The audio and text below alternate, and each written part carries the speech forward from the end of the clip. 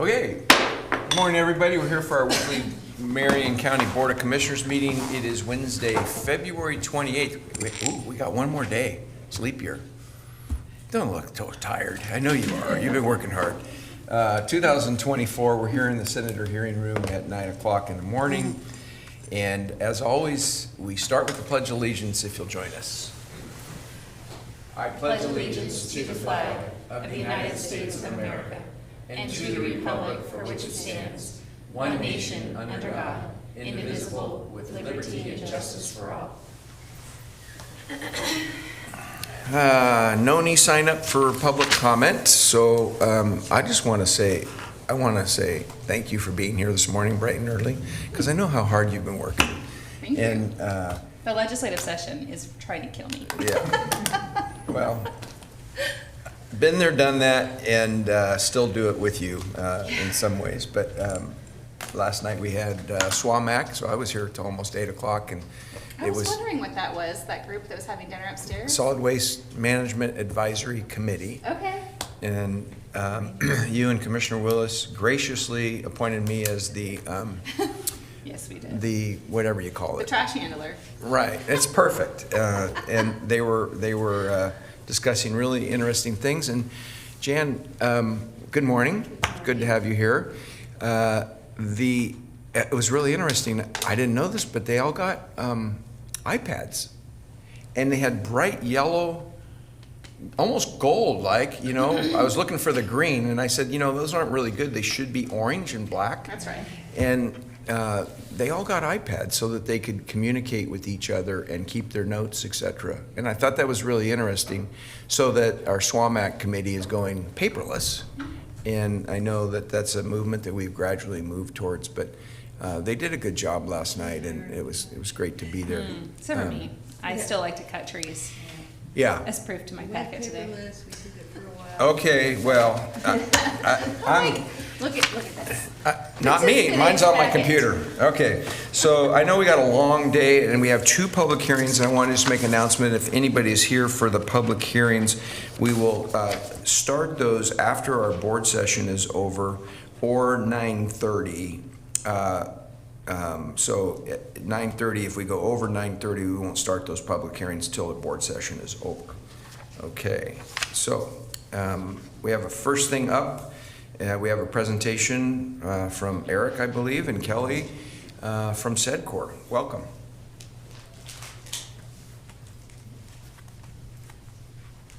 Well, good morning, Commissioners. My name's Kelly Weiss. I'm the Economic Development Program Manager here at Marion County. And today I'm pleased that we'll be hosting our Strategic Economic Development Corporation, more commonly known as SEDCOR, for their quarterly report towards their business retention and expansion services for Marion County. Marion County has a grant agreement with SEDCOR, which allocates $160,000 a year for our Economic Development Programs Fund to support SEDCOR's work towards traded sector business support services. And that current contract expires on June 30th of 2024. So with that quick introduction out of the way, I'm going to turn it over to Eric Anderson, SEDCOR's president, and then Kip Morris, I'm very pleased to introduce. He's our new Marion County Business Retention and Expansion Manager. So they'll be giving their quarterly report. Oh, Great. it's the other one. PDF, thank you. You got it? Got it. Good morning, Commissioners. Eric Anderson with SEDCOR. For some reason, it's not up on the screen, so we'll try again. Oh, okay. I'm going to figure that out eventually when I looked up. Something else.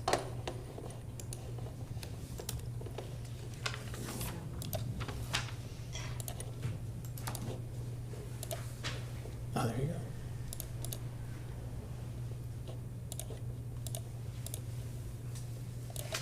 All right, now we're on. Perfect, thank you. I know it's a show now, so- Still Eric Anderson with SEDCOR.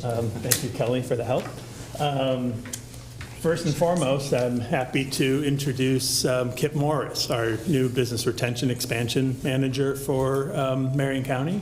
And I know, thank you, Commissioner Bethel, for being part of our interview process. Yeah, it was lovely.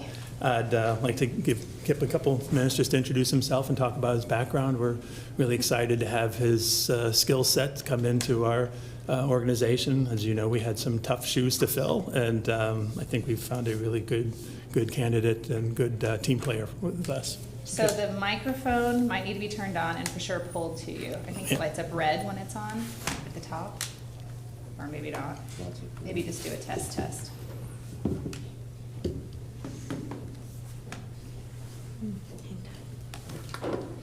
Oh, bottom. Oh, it's on the bottom. Who knew?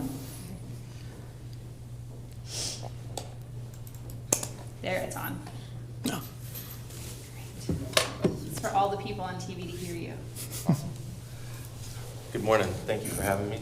My name is Kip Morris. I'm the new Business Retention and Expansion Manager for Marion County. I'm a two-time honorably discharged veteran with a pretty rich history in workforce development. My transition out of the military went into working in a variety of production facilities, including energy, food, and beverage. From there, I went to work as a teacher at a post-secondary institution, teaching skilled trades education, essentially. So from there, I went and built a bunch of apprenticeship programs and helped support local economy in Deschutes County, where I was living at previous to coming here, and now I'm able to apply those skills here. So I'm very happy to be here, and thank you for having me this morning. Kip, thank you for your service to our country. Appreciate it. Thank you. Did this job bring you from Deschutes, or had you moved here already? It almost Please did. talk about your wife's job for him. Yeah, so I used to be a student at Oregon State, and my wife now works at Oregon State. She was working at the Cascades campus in Bend and got an opportunity to come down to main campus here in Corvallis. And by the time she got the sentence out of her mouth that, "Do you want to move back to the Valley?" I was already halfway packed and on my way here. So, yeah. Yeah, okay, well, welcome, good. I'm glad that your wife is in the right spot, too. Yes, sir. Yeah. No reaction from anybody up here. Counselor, good morning. Commissioner, good morning. Good morning. Okay, thank you and welcome. Thank you. I really appreciate having you on board. Yeah. Let us know how we can help you. I know the commission knows this, but just as a reminder of what we do, we leverage public and private partnerships to successfully grow, retain, and attract high-value jobs and capital investment in Marion, Polk, and Yamhill counties. We've been at this for 42 years now. We tend to get a lot of attention for recruitment, but I think everybody knows that the jobs that are created in a community usually come from the businesses that are already here. So business retention expansion is a key part of our work plan. Also feeds into other things that we get into as we learn from businesses what their issues are. It might be in the past it could be workforce, it could be even getting into daycare and workforce housing issues, what we've been doing lately in some areas. A couple of kind of key things we've been working on. We got together and actually we were able to have Kelly's team as well, and Tony Shacker from Salem Electric come and do a tour with the folks at Freres Lumber, Freres Engineered Wood, I should say, to really get a feel for what they're doing. And as we all know, that's not your grandfather's sawmill. I mean, the work that they're doing, the robotics that is involved with the mass timber products is so intricate. So the conversations about workforce and even workforce housing up there has been something. I'll talk a little bit more about that later. But Literally, there is still part of that mill that's a grandfather's mill. Exactly. In fact, I my know. grandfather put the lathe in mill 1 that still operates Yeah. today. So you see those three and you realize how Yeah. broad that industry is. And as we've talked about, you've probably heard me say before, when we hear the state talk about innovation industries and tech, and it's like, no, we have tech in all of our industries and tech opportunities. And I think even the folks at Freres are recognizing that in many respects they've become a high-tech business. I was just telling Kip we're going into tour and meet with GK Machine on Tuesday. We know that's a big part of Marion County's economic opportunities right now, and kind of the work that they've been doing up there. We're excited to see that move forward also with the rural machine and equipment property tax program too in the coming weeks. And I talked about agility robotics before, but since we were last here, I had the chance to actually go down to Palo Alto and see the robot army in action. so freaky. Very supportive. I know you are, I'm so not. Like, if you've seen iRobot. The good guys win in the end. They look nothing like Rosie on the Jetsons. That was That's right, they should. my frame of reference. But the thing that was really, I guess, interesting to me is that they're being designed and built to work with humans. You know, they're not necessarily replacing humans on the work floor. They're going to be augmenting, and the fact that it ends up being part of our warehouse and distribution supply chain. They're working with Amazon right now to test their, they call it the Digit robot. But it was a really interesting way to get to know the company and also meet their leadership. So we'll be working with them on, I know the CTech folks and the Career Academy folks are all interested in talking about what skills that their workforce is going to be requiring. Towards the end of last year, one of the things we talked about, what we had worked with Yamasa soy sauce in the past and connecting them with local farmers to supply them. We see that as a model to really try to encourage other food processors to buy local and to develop long-term relationships with the growers in the region. So we hosted what we called the locally grown supply chain, and we had 7 or 8 businesses, food processors from the region and a couple from outside. We actually had Bob's Red Mill come down. They want to talk more with growers directly as opposed to working through brokers. And we had, working with the Processed Vegetable Commission and Food Northwest, we had 15 or 20 different growers come. And it was basically kind of speed dating for farmers where they went, I think Commissioner Willis, I think you came by that day as well. Had a chance to meet, talk about long-term contract opportunities, and really get a feel for what our businesses want our farmers to grow in the region. Speaking of supply chain, Northwest Distribution, we've announced that project recently. That's a 70,000 square foot expansion of their business. They are a vital part of the supply chain for our food and beverage, and particularly the wine industry in the region. They also do the fulfillment services for most of the region's wineries, wine clubs. So if you ever get a case of wine delivered, that's probably coming out of that facility here. One of the recruitment projects that we just heard the last couple of weeks, we are on the short list to have them come and visit, is Project Spice. It is a aerospace project. We don't know much about it. The state has a non-disclosure agreement with them. It is a foreign-owned company that does have manufacturing facilities around the U.S. They're a big energy user, so we've been working with Portland General on how we would be able to meet their needs, but we should hopefully be hearing more in the next couple of weeks about a site visit for them. We like Northwest Distribution so much we included them twice. Innovation and entrepreneurship. We've talked about our Latino Microenterprise Development Program in the past. We just finished our 3rd cohort. 57 entrepreneurs registered, 47 completed the course, and over half were women entrepreneurs. We're starting a 4th and 5th cohort, another one here in Marion County, and then one over in McMinnville in the coming months, and that is funded through the state's Economic Equity Investment Program. We just submitted last week our application for the Mid-Willamette Valley Regional Innovation Hub, and this is something that's coming out of Business Oregon to try to provide resources for innovation entrepreneurs and traded sector businesses that are looking to innovate. Our opportunity with this here is, I know you're all familiar with Mike White, our venture catalyst in the region. We see this as an opportunity to try to fund that position. We've never had state funding to fund Mike's work with entrepreneurs, and his role is to work with traded sector, scalable businesses that are at that stage where they need investment capital or other capital and need some help making their pitch to get that investment coming in and hopefully taking them to the next level, next stage of development.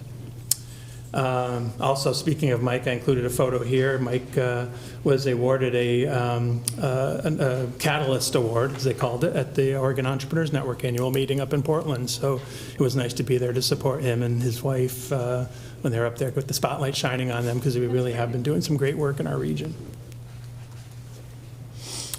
And just our general business outreach and engagement. We've hosted the Oregon District Export Council, where we brought some businesses, including high-impact technologies, to come and talk about their sort of export experience with other businesses and entrepreneurs to identify, kind of take some of the scariness out of trying to address international market opportunities. And I think you all would like to know that we've kind of revitalized the Construction Alliance. That was so much of Nick's baby, when he was at SEDCOR, and I knew it was important for him to keep that work going on. So the SEDCOR staff has all sort of thrown ourselves into this. We have 2 board members, Julie Foscoli from Southtown Glass and Tony Shacker from Salem Electric, are sort of the faces of it. So it's businesses, leading businesses, but our staff has been there to identify where we can help. We've actually set up its own email account now, and look forward to, actually one of the things just to keep in the back of your mind, they're still always looking for community projects to be working on. They've done their best work in conjunction with really great community projects like the Detroit Community Center and others in the region. So if you're out and about, when you're out and about, and if you see opportunities, we'd love to talk to you about maybe how the Construction Alliance can help. Noted. I had a feeling you might take note of that. I talked about fairs before. We had the chance to tour the new, so much attention, and rightly so, that we have Avello Airlines here in Salem. But one of the things we're also excited about is our airport to the north at PDX and the work that's going in there with local businesses. We had a chance to get a sneak peek. I think it's opening May 22nd. They just delayed it. Oh, did they this morning delay in it? the news. Oh, I did, okay. Safety reasons, but yeah. The opening of the new port, the new. Oh, yeah, I saw that on the news. Yeah.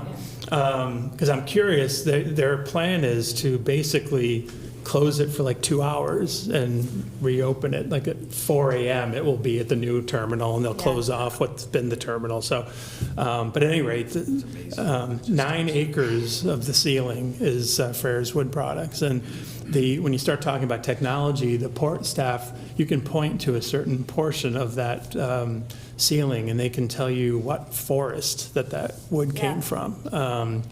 And as we're also trying to remind folks, Xena Forest Products over in Rickreall in Polk County have the contract to do pretty innovative floor tiles for that. So when you're at the airport and you're taking your picture on the carpet, of your feet on the carpet, maybe we're going to start getting people to take their picture on the wood tiles as well, and take the ceiling and start saying, hey, we got to look up and down at our local content in there.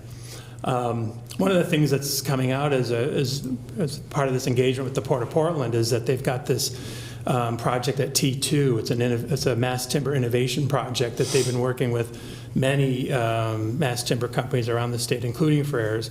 And as a result of our kind of renewed engagement with the port, we've met with their economic development staff and try to identify ways that we can be working together and benefit from their innovation that they're working on for using mass timber in housing, and particularly workforce housing, and also for training.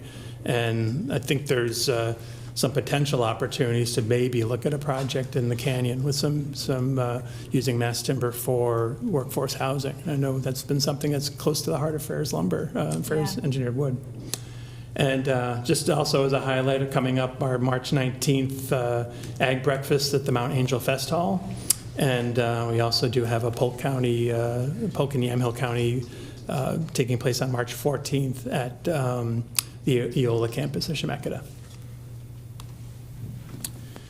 And just in summary, in 5 years, we want SEDCOR, as part of our work plan, to be a great place to start a business, equitable and inclusive business community, and a region with unique strengths in agriculture, food production, manufacturing, and technology. And I'm really happy with the direction that we've been taking with respect to kind of highlighting what we grow, whether it's wood or grass seed or fruits and vegetables, and because I think this region is known internationally for what we grow and what we do with what we grow and what we make, and that really does seem to be resonating with folks. That they seem to understand now where we have economic opportunity in this region.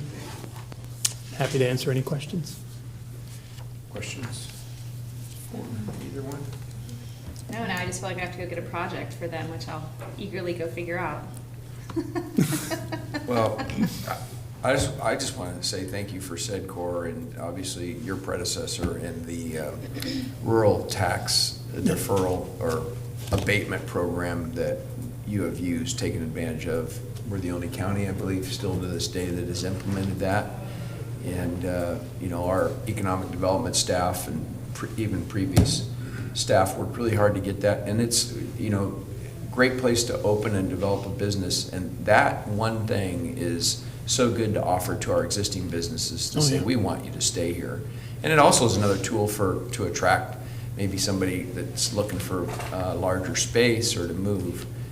So thank you for being the facilitator of that, the convener of that. Appreciate it. Well, we appreciate your leadership in having that on the books, because it's, I know we have to. We've seen tens of millions of dollars of investment in rural Marion County. As a result of that. Yeah. Yeah. Really Tens big of deal. millions. Tens of millions of dollars. And some of those are now paying property taxes that they weren't before, so. yeah, just it's after real- 3 years, they're Right. out of tax rolls. Initially, I thought it was a great idea to try to get our peer counties to do the same thing, but selfishly, I decided that's a bad idea Right. because I want all the people to come to Marion County. Yeah. So they've missed out, now I'm not gonna help them. Well, and when you think of a company, like Sodbusters, I mean, they're growing hops, but now thanks to, this program, they were able to expand their hops drying capacities and add value to the product that they're, making there and selling around the world. So, I just love this for the value-added agriculture opportunities Yeah. too. Right. I mean, we've got other companies that have taken advantage of it, but that's such a nice offering to be able to do for a county that has such Yeah. a strong agriculture backbone.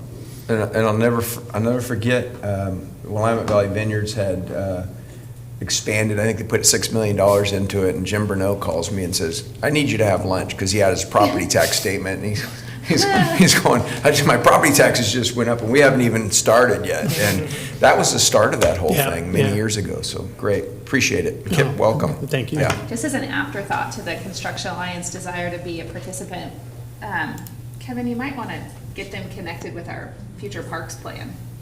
Thinking about some of the major projects. that we're Oh, hopeful yeah, for in the that's future, a great idea with opportunities our there. new Parks Director, Kevin. His name's Kevin. I'm trying to think of his last name. Can anybody remember his last name? Anyways, I'll get you connected. Okay, good. With him, and they're gonna have a lot of projects. It's a great We idea. have some really state-of-the-art concepts. Yeah. That potentially, they'll need construction. And I think it'd be a great community effort, similar to that community center, but a focal point that we've talked to some of our partners such as Ferris about. Oh, that's great. What it would look like for them to engage. And I think it would be fun for the Alliance I think they would enjoy it. Well, Thompson. And we can invite Kevin into Kevin one of our Thompson. meetings, and Kevin Thompson. And you can kind of talk about what the plan is and where there may be some opportunity for him. Yeah. That'd be great. Okay, hey, thank you for being here. Thanks Yeah, for the thank work you do. Thank you for your time. Nice to see you. Appreciate all those businesses you support that pay property taxes so that we can give Provide services good to the services. people of Marion County. Wait, Eric, one more thing. Have you seen the research we did on, were you in the meeting when we had the research presented to us on what businesses mean? I don't think so. as far as- No. I don't think We need to follow Economic up. Development Impact Study. We need to follow up with that and have a meeting so that you could share that. I know you already know it anecdotally, but we Yeah. actually had some multiplying factors, et cetera, what a business does to subsidize, basically, the services in Marion County based on the property taxes. Instead they're of paying. raising taxes, what do businesses contribute to Adding balance more- out the cost of the system? Yeah. Adding more businesses, and you think of a place like Wilsonville that has all these businesses there, right? People immigrate, whatever, for the day, but they get all those property taxes. Yeah. for Not that the- we're trying to be like Wilsonville, Well, but we have We'll take some of their opportunities, we have business. opportunities in different ways, yeah. Yeah. No, we'd be happy to learn more about that and get that out, Yeah. that information out too. I think it'd be a great presentation at some point. Yeah. With said core members to actually help them understand what their contributions look like. Yeah. Be a great presentation at a board meeting, absolutely. Kelly, you're on Yeah, it would hook. be. yeah. Thank you. Great, thank you. Okay, consent agenda, and I believe, My turn, Mr. I Chair? think so. Yes, sir. Okay. Mr. Chair, I move that we adopt the consent agenda under Board of Commissioners. Approve an order appointing City of Woodburn Mayor Frank Lonigan to the Marion County Public Safety Coordinating Council with a term date ending July 31st, 2024. Under Health and Human Services, approve amendment number 5 to the contract for services with NSoft Tech Incorporated to add $100,000 for a new contract total of $5,209,912.20 for the implementation of a dedicated reporting database server and the addition of 3 report server users through September 21st, 2025. Under Information Technology, approve the dark fiber lease agreement with Comcast Business Communications LLC in the amount of $750,000 for the continued use of Comcast dark fiber for 5 years, and an order authorizing the Marion County Board of Commissioners Chair to sign the agreement. Under Sheriff's Office, approve the incoming funds intergovernmental agreement with the Oregon Department of Corrections to provide funding in the amount of $1,364,879 for programs that provide addiction treatment services to individuals who are at high risk of reoffending, retroactive to July 1st, 2023 through June 30th, 2025. And approve the incoming funds grant agreement with the Oregon Criminal Justice Commission to provide funding in the amount of $5,635,332 for Marion County Justice Reinvestment Initiative programs through March 31st, 2026. And under Treasurer's Office, approve an order for the distribution of Oregon State Forestry timber revenues as referenced in Exhibit A in the amount of $1,260,531.11 per ORS Chapter 530. I second the motion. We have a motion second. Any further discussion? Seeing none, all those in favor signify by saying aye. Aye. Aye.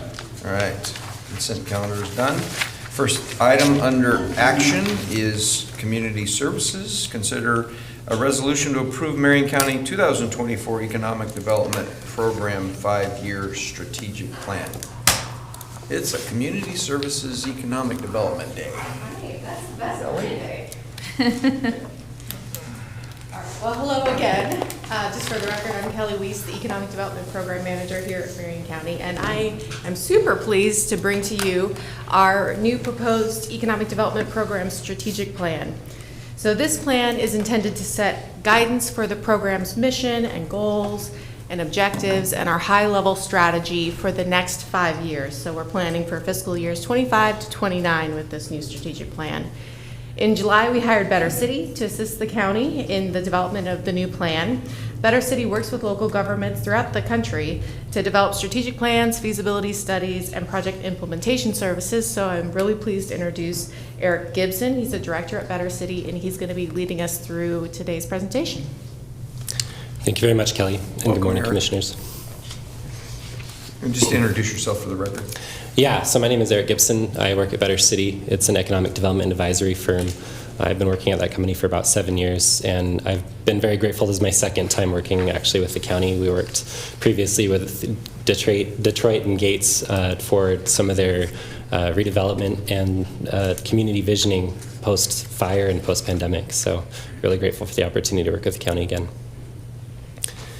This plan has been a multi-month engagement, and we're really pleased with the outcome of it. We started the process, as Kelly mentioned, in the summer, and we began by looking at past plans, not only of the county's plans, but also many of the cities throughout the county, looked at the data for the county as well as individual communities, and then started a survey period for both the public as well as elected officials. And that gave an opportunity for us to work with stakeholders, to work with the public, and really understand what the cities were wanting, what the public was interested in terms of economic development. And the outcomes of that was shared in a memo that we gave to the board in November. We then began drafting the plan and shared it with stakeholders as well as with the board, and opened it to public review. We did receive some feedback in that and have addressed those items, and we're happy now today to have the final plan for you to look at and approve. In terms of the public outreach, we really focused on the stakeholders who are engaged in the economic development ecosystem. And we worked with those partners, SEDCOR included, the Workforce Board, the colleges and universities, as well as the Chambers of Commerce. We also met with a lot of the commissioners and the employees at the county in order to understand what the program's role is within the county, as well as that larger economic development ecosystem. And then really understanding what the communities themselves were looking at, those staff members and what they were trying to do. And Kelly took the lead in meeting with a lot of the city councils and city staff members in order to understand what their projects and needs were and their priorities. You can see on this right-hand side the feedback that was received. There are three main things. First is the actual role of the economic development program needed to be better refined and publicized and shared with those partners so that they could understand exactly what the role was of the program and how it interacted with the partners. Second was a few needs that we've identified throughout the county that were common throughout the communities as well as for the county at large. And then finally, a potential growth area, which is value-added agriculture, and looking at adopting better technology innovations to really enhance that sector and increase the wages for employees. So speaking to that first one is the vision and mission, and Kelly was very upfront that this was one of the main outcomes she wanted of this, is to really define what the program's vision and role was within the county, and making it where that was really clear and understood amongst partners. And I'll point to some of the steps that we identified in order to achieve this vision and this mission. And if you look at just the action words at the beginning of each of these bullets, it's really focused on supporting, enhancing, fostering, and adapting. And that was really critical, is that this program is not just a bureaucratic organization, but really a doer and an outreach and an efficient use of the county's resources. And so we ended up landing on 4 strategic opportunity areas. And I'll go through each of these individually, but just to address it at the larger level, the intent really is to leverage the county's resources to enhance businesses and enhance local opportunities for businesses to thrive and for people to have a good quality of place and to be successful and thriving throughout the communities. Looking first at the first strategy is flexible capacity enhancement. And the goal behind this is really to first enhance that narrative, make sure that people understand what the program's role is and how it will interact with businesses and with the stakeholders. And then second is to improve the program's efficacy. It was made very clear by the board that the intent was not to make this a large or expensive kind of organization, but to get really flexible and adaptive and very responsive to the needs of stakeholders and community members. The second strategy is to look at the relationships and to understand how the program can better collaborate with its partners. And so the first of that was to look at the cities themselves and to institute quarterly meetings with the municipal staffs, and then really to enhance the Community Prosperity Initiative reporting structure and making sure that the communities are able to really leverage the funds that are made available by the county, and that's a strong partnership, and that there's a short feedback loop between the county and the cities and their projects. And I'm happy to report that even just the action of putting together this plan instituted a lot of conversations with the county and with the cities, and that process has already been really successful, and Kelly has great relationships as a result of that initiative. Second is looking at the partnership, and we just heard from SEDCOR and all the amazing things that they're working on. And so it's just to continue those engagements and make sure that there's really great and strong collaboration between the county and its partners. The third one is looking at the sustainable business ecosystem, and the 2 goals underneath that is to first start meeting really with the chambers biannually, and then provide a lot of project-specific support. And this is just a continuation of what the county's already doing in terms of its support network. And then the second one is agriculture technology innovation. And we looked at the data for the agriculture sector, which SEDCOR just presented some great information on some of the activities that are being done there, but there's a lot of opportunities, I think, in order to really leverage the tech workforce skills that are in the region, to leverage the strength that is already Marion County's ag sector, and to just continue collaborating there, and to let this be a business-driven approach rather than a government-driven approach. And then finally is looking at how to improve quality of life and tourism destination development throughout the county.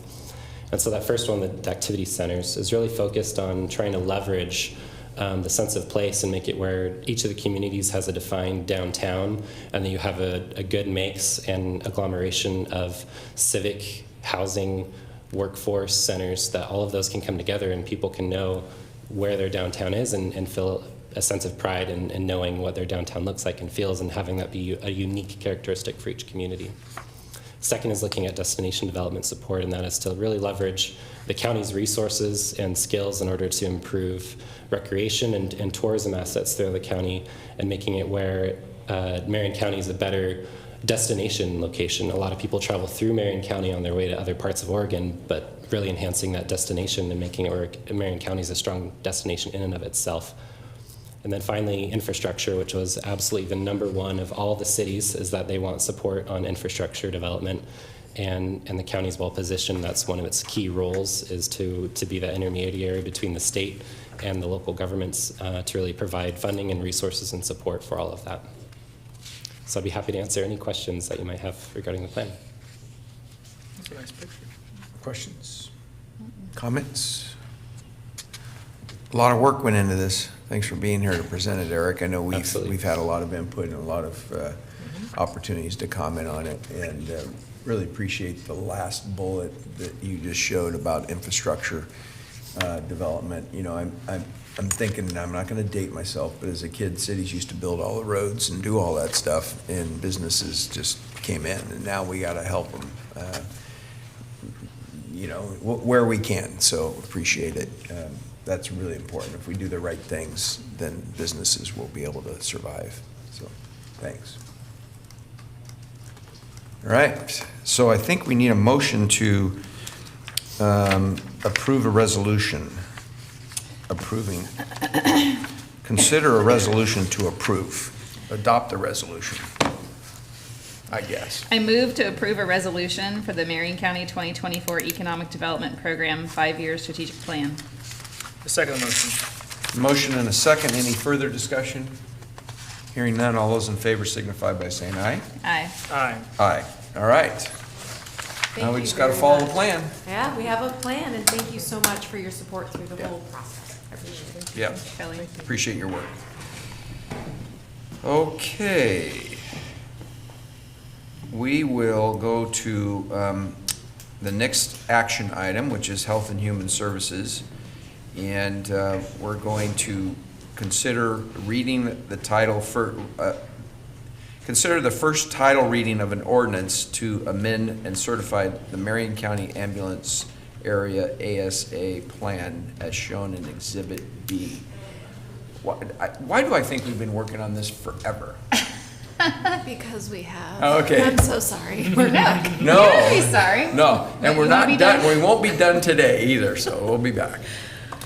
You may Katrina. get a little break from us, but anyway, I'm Katrina Griffith, a Deputy Director with Marion County Health and Human Services and our Ambulance Service Area Administrator, and so thankful to have Matt here to walk us through the plan update and why we're here again.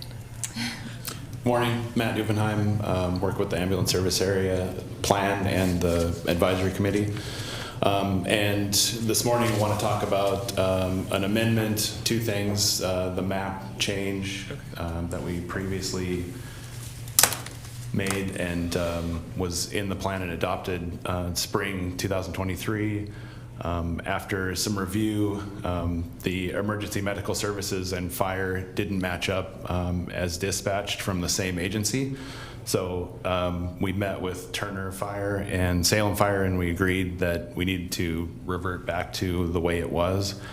So in an attempt to make things better, you know, the intention was there, but it didn't work out as planned. So being able to go back and work with GIS and change this back to the way it was creates a scenario where now there's no delay in dispatch of a call versus, you know, fire or EMS. It's going to come from the same call center, so there's no delay there for the citizens. And to see, so there's a view of the area there. What we were trying to do is make it a little bit more simple to match the fire boundaries, because those are different than the ASA boundaries, and that created a little bit of a discrepancy with the dispatch centers, because Metcom dispatches to Turner area and WVCC does the fire for the area, so it was a little bit confusing there. And I'll just add too that this change was not initiated by Marion County. It was initiated by Turner Fire, and they worked it out, and then, It's the best. yeah. It's the best way to do it. Makes sense to me. So, as you know, being a part of the county code, we needed to have that recertified. Part of that process also goes through the OHA, is recertification anytime we make a change to the plan. So they reviewed it and came back with some new findings. There's some new leadership there, and so they found a couple of points here they wanted us to address. So we addressed those, and they're mainly around the coordination of special rescues and responses. So you can see those listed there: hazardous materials, search and rescue, specialized rescue, and extrication. And then they wanted a list of dispatch and responding agencies' contact information. So I just kind of copy and paste it out of the plan, so this kind of gives you an idea of what that looks like in the plan now. And we got that certified OHA certification in December. So that is good, and that's where we stand now. Just appreciate your time in reviewing this and look for the approval. Great, thank you. Thank you both for your work on this. You guys have done a great job. This is quite a technical thing. And all we care is that the ambulance shows up when I have a heart That's attack. it. Well, You guys do before the that, hard I work want to make a defib, something, or CPR, and then the ambulance. Well, I just met with Sandium Hospital and our provider out there, and they got a brand new ambulance. It's Yeah. very pretty. Yeah, So- yeah, they're doing good things out there, aren't they? Yeah, Danny Freetag is the manager out there. and Yeah, yeah. He is doing a good job, so. What's the expected time from somebody in Detroit? It's a rural, right? It's considered rural? Yeah. I think it's So is it- 45 minutes, Is right? it 45 minutes? Yeah. So kiss Which, my- let's be honest, that's kiss- faster than trying to get a cop up there. Kiss from my Salem. butt goodbye. Right? Okay. That's I pretty- think I'm gonna invest in it. I just went to the Salem Fire Breakfast last week, saving a life or whatever. I'm gonna find one and put it in my house. Yeah. So you're pretty tough. I don't think I You're can pretty tough out there in self-administer it, Detroit. though. No, you might need help. I need, With that one. I might need help. I need another person. All right, well, thank you for your work on this. I'll take a motion to read the title once. Okay. Mr. Chair, I move that the chair read the ordinance by title only once. I second the motion. We have a motion and a second to have me read the title by ordinance, the ordinance by title once. Any further discussion? Hearing none, all those in favor signify by saying aye. Aye. Okay, I will read the ordinance in title. In a matter of amending the ambulance service area ordinance and plan and certifying the ambulance service area plan. Okay, so we're done with that, and then we're gonna come back in a second title reading and final motion will be at a board session in 2 weeks. All right? And then we will be done. Yes. Thank you. All right, appreciate it. Thank you both. Really appreciate your work. Okay, I'm gonna recess the Board of Commissioners and convene a contract review board. Contract review board action. First item, Health and Human Services, consider approval of an order granting an exemption to the Marion County Public Contracting Rules to reinstate an expired contract for services with Bridgeway Recovery Services as referenced in Exhibit A. Toby, I haven't seen you in a while. Carol, we've seen you. For the record, Which we Toby. enjoy every time. For the record, Toby Giddings, Contracts and Procurement Manager with the Finance Department. Carol Hurd, Division Director, Addiction Treatment Services, Marion County Health and Human Services.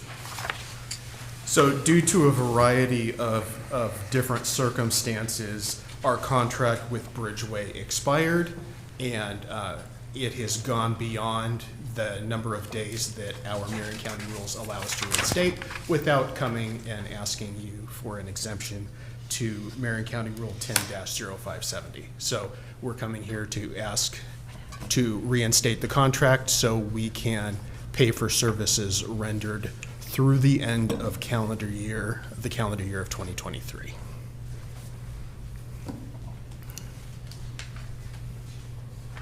Questions? I think they should keep providing services. They have been.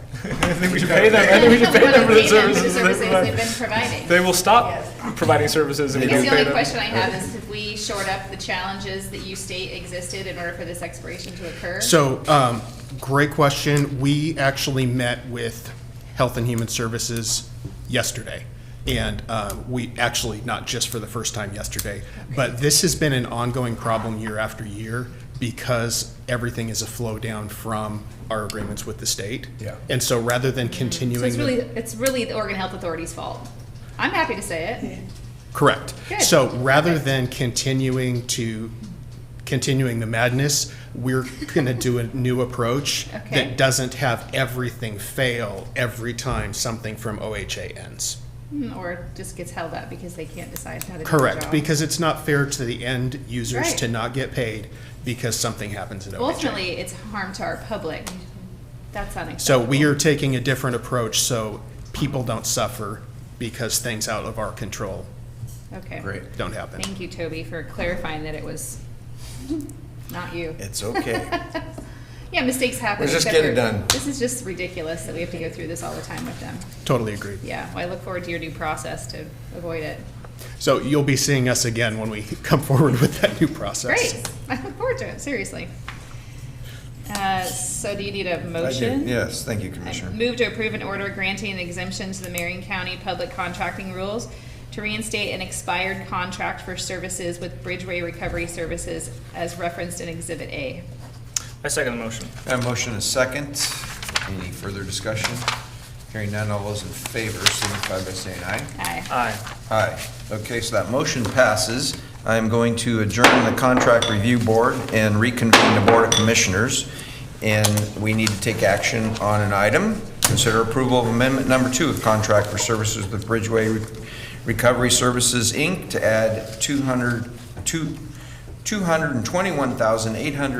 $221,843.98 to a new contract total of $1,494,281.98 to provide funding for services to non-medical individuals needing substance use treatment services, retroactive to January 1st, 2020 through March 31st, 2024.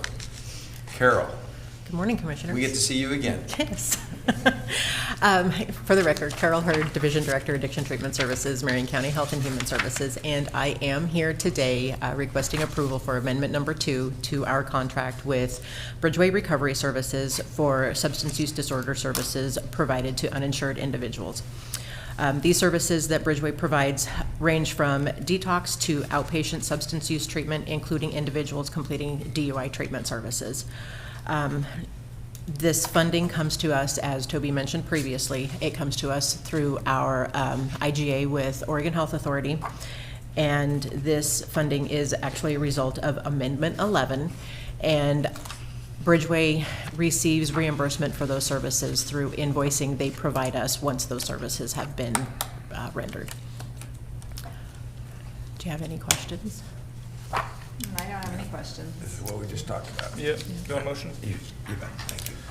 Okay, Mr. Chair, I move that we approve amendment number 2 to the contract for services with Bridgeway Recovery Services Incorporated to add $221,843.98 for a new contract total of $1,494,281.98 to provide funding for services to non-Medicaid individuals needing substance abuse treatment services retroactive to January 1st, 2022 through March 31st, 2024. I second the motion. No motion and second. Any further discussion? Hearing none, all those in favor signify by saying aye. Aye. Aye. Okay, Thank you, Commissioner. that is done. It is now 9:49, and I will open a public hearing. Our first public hearing is on finance, from Finance Department, public hearing to consider adopting fiscal year 23-24 second supplemental budget. And Daniel's here, and the reason we're doing this one, because it should go pretty quickly. Yep. And we'll be done, and then we'll move right into our second public hearing today. Okay. Welcome, Daniel. Welcome. Good morning. For the record, my name is Daniel Dotto, Senior Budget Analyst with the Finance Department, and I'm representing the budget team. And in accordance with local budget law and county policies, I am here to present the second supplemental budget request of fiscal year 23-24. This request increases the county budget by about $1.8 million and brings the total county budget to just below $720 million. Some key points regarding the supplemental budget request. Public notice was posted in the Woodburn Independent on February 21st, and copies have been available to review on the county website as well as the Board of Commissioners office. The supplemental budget has been reviewed at the fund level detail by the commissioners during a management update last Tuesday, February 20th. Overall, 13 funds were modified. There's been a net total of a reduction of 0.3 FTE. That's primarily from incremental adjustments within the Health and Human Services Department. Additionally, the Public Works Department moved 1.2 FTE between funds. However, this did not result in any net increases or decreases overall to that department. Within the general fund, transfers to other funds increased by approximately $42,000. This includes $27,000 allocated to the Parks Fund for personnel cost adjustments and $15,000 designated for the purchase of 2 used vehicles for the Sheriff's Office. In capital projects, there was a few new ones, the supplemental, and I'll go through those quickly. There was $192,000 for the House Mountain Generator Fire Recovery Project in the Public Works Fund.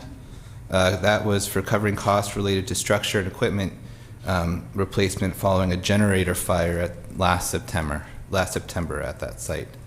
Also, there was a combined $139,000 allocated to the Public Works Fund and Parks Fund for the purchase of 5 new automated parking payment machines in the North Fork corridor. These will allow credit card payments for parking. Finally, in the Facility Renovation Fund, a new project is proposed for the replacement of the failing HVAC system at the Jail Court Annex building, with a total project cost of approximately $843,000, with $22,000 appropriated for this fiscal year. Further details and other adjustments can be found in the supplemental budget packet. And in closing, our third and final supplemental budget for this fiscal year will be held this coming May. And with that, I am done with my overview. If you have any questions, please ask them. If not, you have a resolution to sign. Thank you.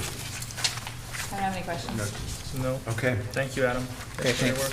So, Or Daniel, sorry. I will, Sorry, Daniel. just, we heard from staff. I just want to make sure there's, nobody signed up for public comment on this particular hearing. I just want to make sure there's nobody here that wants to make public comment on the supplemental budget. And if not, I will close the public hearing and we will go to action item number 11. If you want to make a motion, Commissioner Willis. Okay, Mr. Or Commissioner Oh, sorry. Bethel. I'm I sorry. move to approve a resolution to adopt the fiscal year 2022-23 second supplemental budget. I second the motion. Okay, we have a motion and second to approve the supplemental budget. Any further discussion? Hearing none, all those in. Excuse Wait. me. Yep, excuse I me. believe there was a typo. It should be 23-24. Oh, yeah, that makes sense. I It shows that on amend my, my motion to adopt the fiscal year 2023-2024. oh, I was looking at the motion up above. Okay, yeah, right. Okay. Do you Yeah. support I that? second amendment. that motion. All right, Thanks, Jane. all right. We have a motion, a second, and a amended motion and an amended second. Thank you, council. Any further discussion? Hearing none, all those in favor signify by saying aye. Aye. Aye. Okay, so that is done. I will now open a public hearing to consider an appeal of a hearings officer decision approving floodplain greenway case number 23-010, Friends of Historic Butteville. Brandon. Good morning, Commissioners.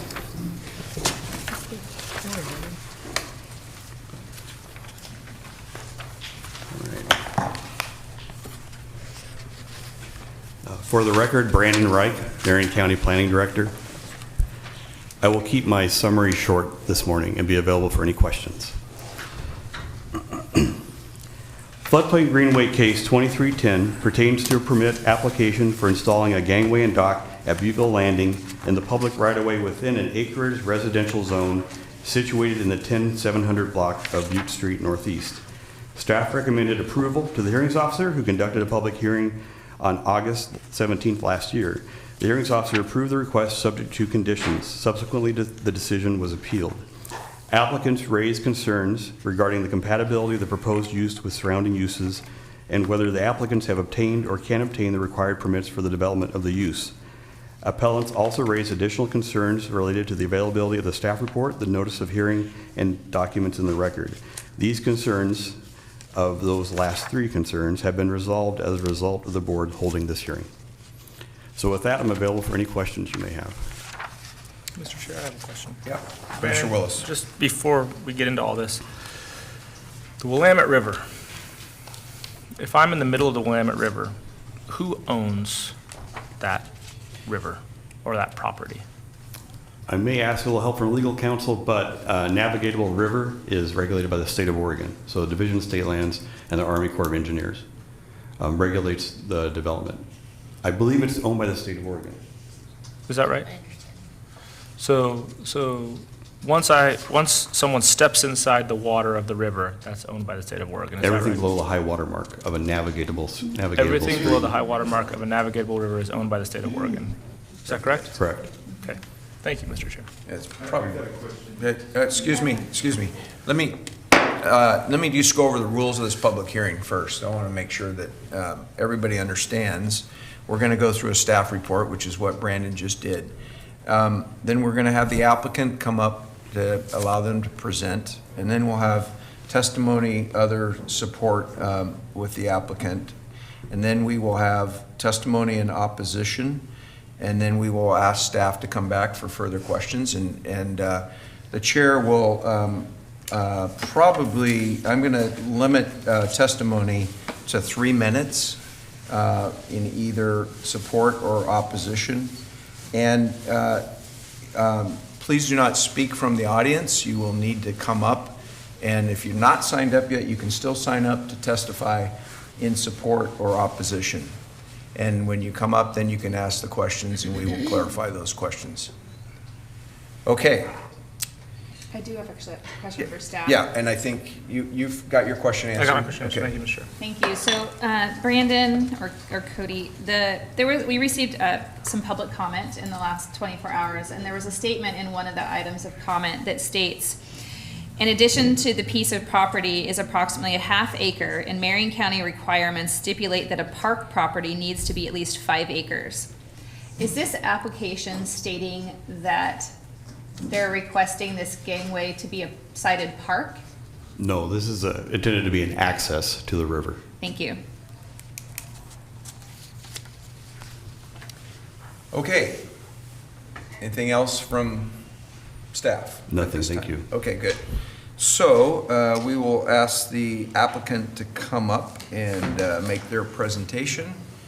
And please, everybody who speaks this morning, make sure you introduce on the written sheet, put your name, address, written, and when you introduce yourself, please give name and address for the written and oral record.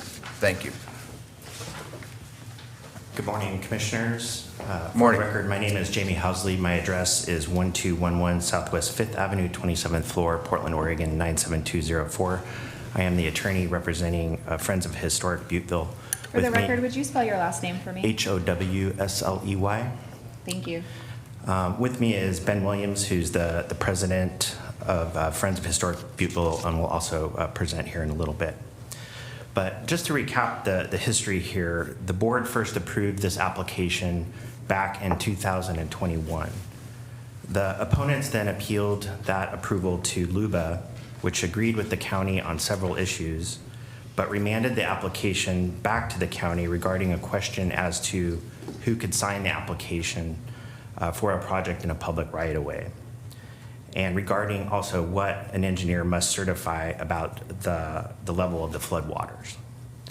The application signature issue was fixed as part of a larger zoning code update that occurred in March of 2023, and the engineer certification has been revised with new floodplain or flood level calculations to resolve that issue. The exhibits to the engineer certification were submitted as part of the application. However, they were inadvertently left out of the hearings officer's record. To eliminate any doubt about that, their inclusion in the record, I'll submit another copy to Brandon so the county's got that. With those two issues resolved, now the opponents raised several more challenges to the application.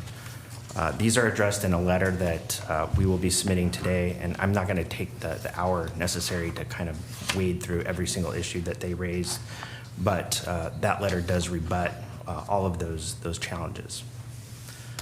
However, I will point out that this is a discretionary application, so the county's decision must be supported by substantial evidence. The application is supported by voluminous expert testimony.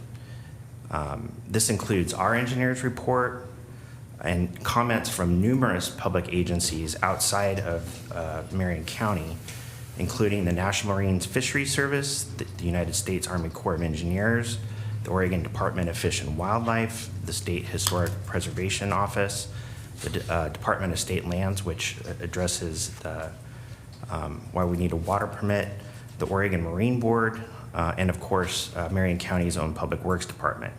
This expert testimony is more than adequate to support the approval of this application as found by the hearings officer. I want to emphasize that the opponents have not presented any expert testimony to challenge the application materials in favor of these public agency comments. For example, the opponents argue about the right-of-way shown on the plat of St. Alexi, but they've not offered any testimony from a surveyor or title expert in that regard.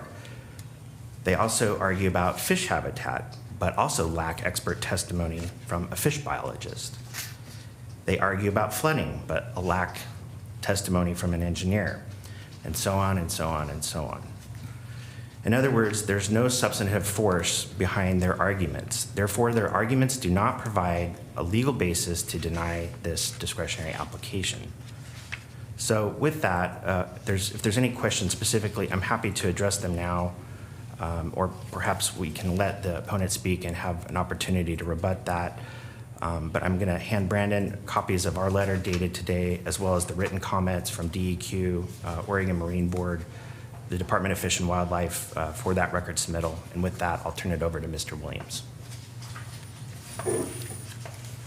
Good morning, welcome. Good morning, Commissioners.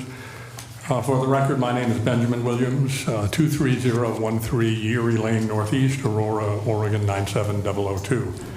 Thank you for the opportunity to tell our side of the story. And as Jamie explained, LUBA remanded back to the county based on a defect in the application form and a challenge for the no-rise certification. Last year, the revision of the application complied with the requirements, and we thank you for making that correction. Additionally, Boatwright Engineering revised the no-rise certification, achieving an actual zero rise during flood conditions. That engineering certification with exhibits is included in the documents we're providing for this hearing. The opponents complained that the project to improve the Butteville landing has negatively impacted their lives and property.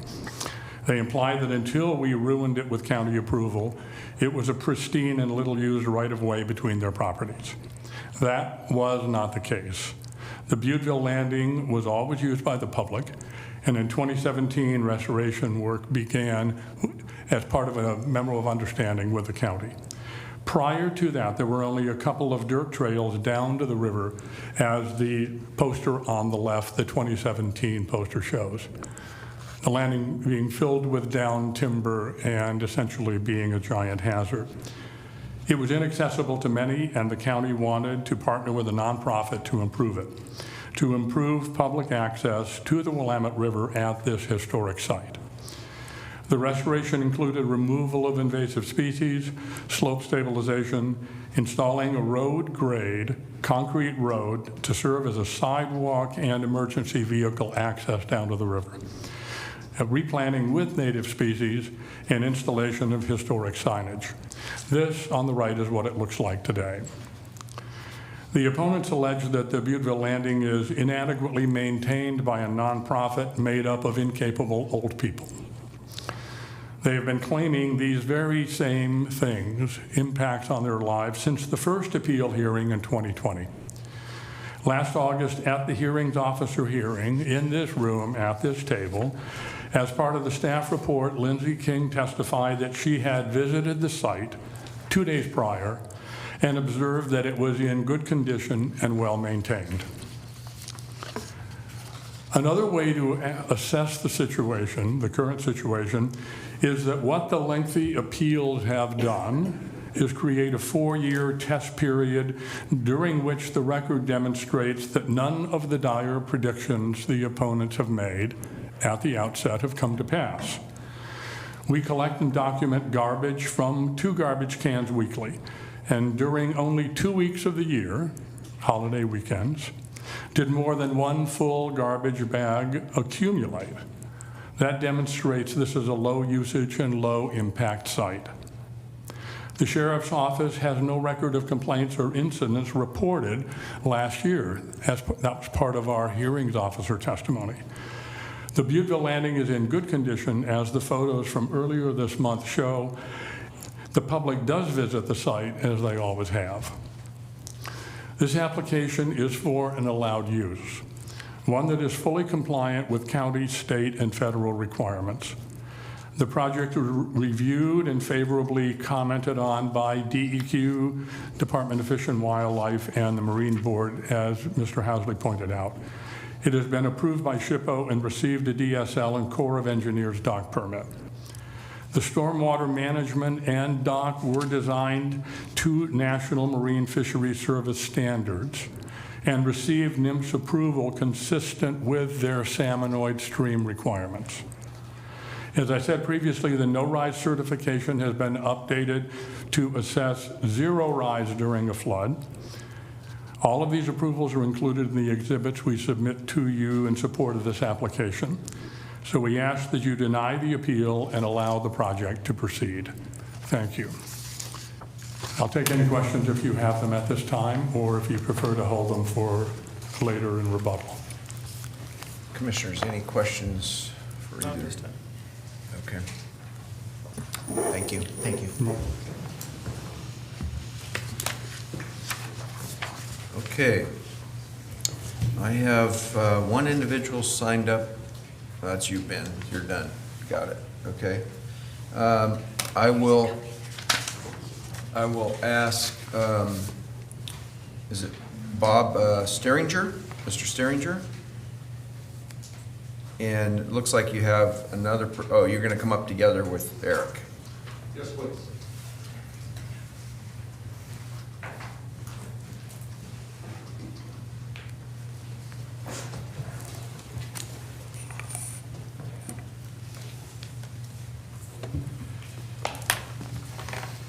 And just for the written record, there are 2 visual presentations in front of the dais called Butteville Landing 2017 and another one called Butteville Landing 2024.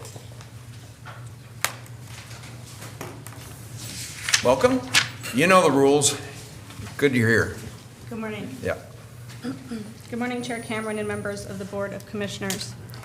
My name's Erica Tatoyne, and with me is my colleague, Bob Steringer. We're from the law firm Harang Long, and we represent the opponents to this project, Shaylo Putnam and Julia Kramer. Can you pull that microphone just a little closer? Absolutely. Thank you. Is this better? Just so we can hear you. Yeah. Okay. And I'm going to apologize in advance. I am pregnant, so I'm consistently nauseous and also consistently out of breath. And so I'm going to try and not huff and puff at you the entire time, but that is your warning. And congratulations. Thank you. Thank you. Just gonna blow that house down. There is a trash can under here. There's also a bathroom through that. Perfect. Thank you. Chair Cameron, I just want to clarify the timing that we have. We were under the impression from speaking with Mr. Reich and County Council that we weren't limited by time, and so we have a presentation. So, Well, he happens to be our planner. I happen to be the chair, but go ahead. I'll let you. I'll be lenient. Okay. Thank you, and you can cut me off whenever you get tired of me. First things first. I think we do need to object to the Friends letter that they're submitting this morning if that was not submitted by yesterday's deadline at 5 p.m. the deadline's been imposed since December, and so today's a little late to be submitting testimony. We've submitted quite a bit of evidence in this proceeding, and it sounds like you have had the opportunity to at least read the appeal we submitted a few months ago. My goal today is not to rehash everything in the appeal and the written submissions, but to really just focus on the major issues that we've identified with the county. We're also here to answer any questions to the extent that we can. A brief summary of how this dispute arose and why we're here. My clients are the undisputed fee title owners to Butte Street, which is the disputed property at issue in this proceeding. In 2017, the Friends of Historic Butteville, a nonprofit entity, developed the property without my client's permission. That prior development included removing dozens of trees and vegetation, grading and pouring a concrete trail, and constructing a rock wall and fencing, among other things. The Friends now seeks permission from Marion County to further disrupt my client's properties by installing a gangway and dock extending into the Willamette River. Marion County claims that it has a right-of-way to the disputed property and therefore can grant the Friends permission to develop the area. A hearings officer recommended that Marion County grant the Friends' request, and we have appealed to you.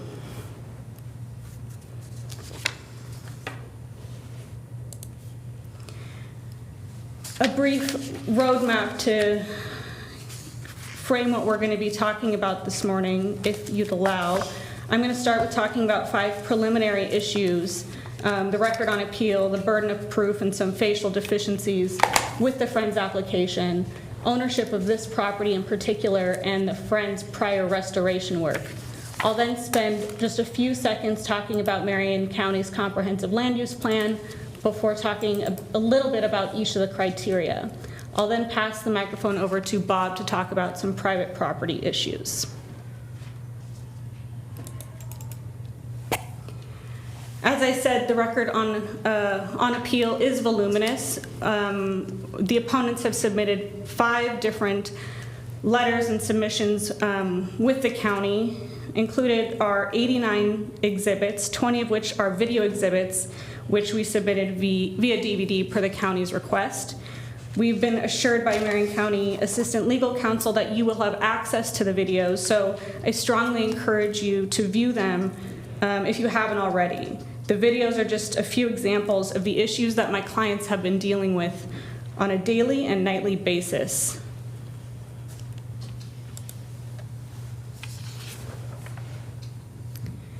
It's important to remember that throughout this proceeding, the burden rests entirely on the Friends of Historic Butteville to demonstrate that they satisfy all of the applicable approval criteria. That burden of proof is imposed not only by Marion County Code, but also by Oregon law, including appellate court decisions and LUBA decisions. When evaluating this application, there were several instances where the hearings officer concluded that my clients had not disproved a fact or criteria, and the Friends of Historic Butteville's counsel has also made similar suggestions that my clients have not presented evidence to disprove a fact. And I want to make sure that it's very clear that my clients have absolutely no burden in this proceeding. The burden rests entirely on the Friends. The authority for that is in our written submissions. Finally, as Friends Counsel has stated, to withstand an appeal before LUBA, the county's decision will need to be supported by substantial evidence in the whole record.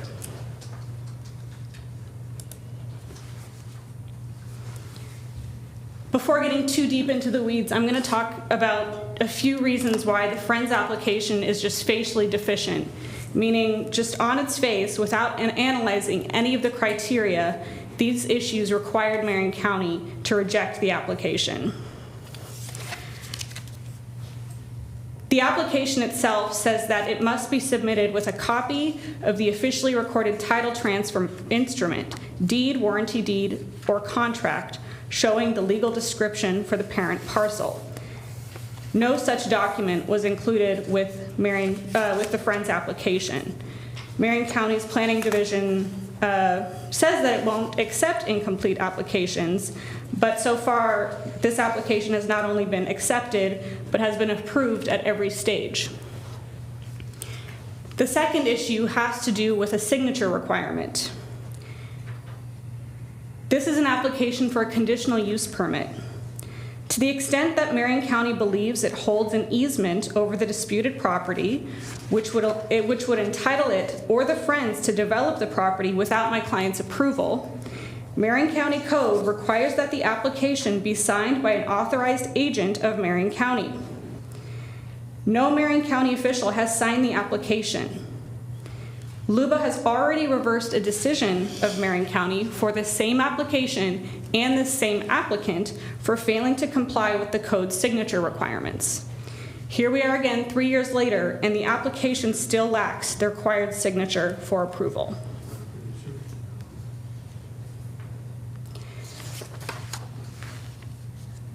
The third issue is that the application lacks documentary evidence to support the Friends' self-serving statements.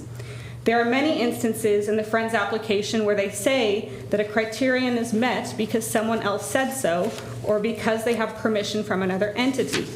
We repeatedly raised the question, where is that evidence? The hearings officer just took the Friends' word as sufficient to satisfy its burden, and it's not.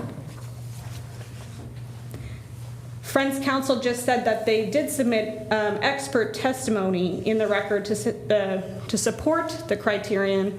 I'd encourage you to look at the application itself. There's no sworn testimony. At most, there are a few email exchanges with different entities, all of which are ambiguous and don't actually satisfy the required criterion.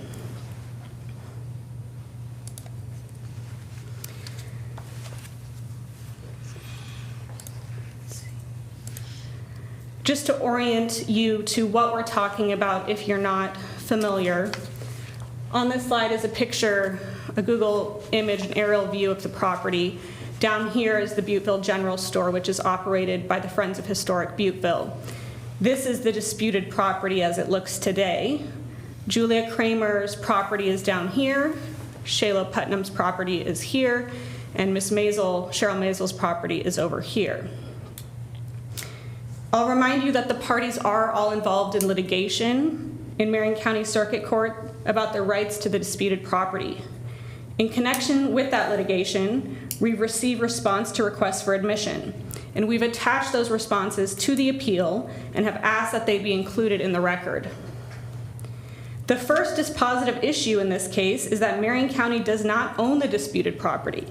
You don't have to take my word for it, because on this slide are the admissions of Marion County where they admit that very fact. So Marion County has admitted that my clients are the fee title owners to the disputed property. It is also admitted that fee ownership of my clients' properties extends to the center line of the disputed property. Marion County has admitted that the county does not own the right-of-way unless the county owns the fee interest in the land over which the right-of-way exists. And it has admitted that the fee title owner, my clients, not only own the land, but everything below, on, or in reasonable airspace above the land, including trees or other natural growth. Finally, Marion County has admitted that it has never compensated my clients or their predecessors for the public's use of the property. So these are all now undisputed facts between the parties. And as such, I'll ask that you keep them in mind as we discuss the remainder of this application.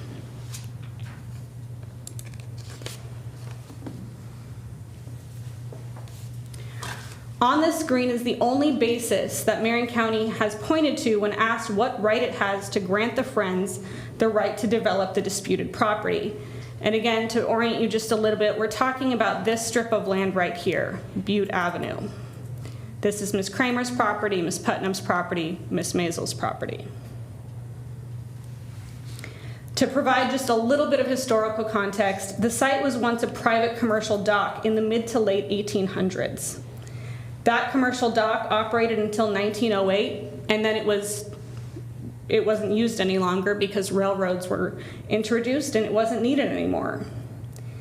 The area became overgrown and was no longer used.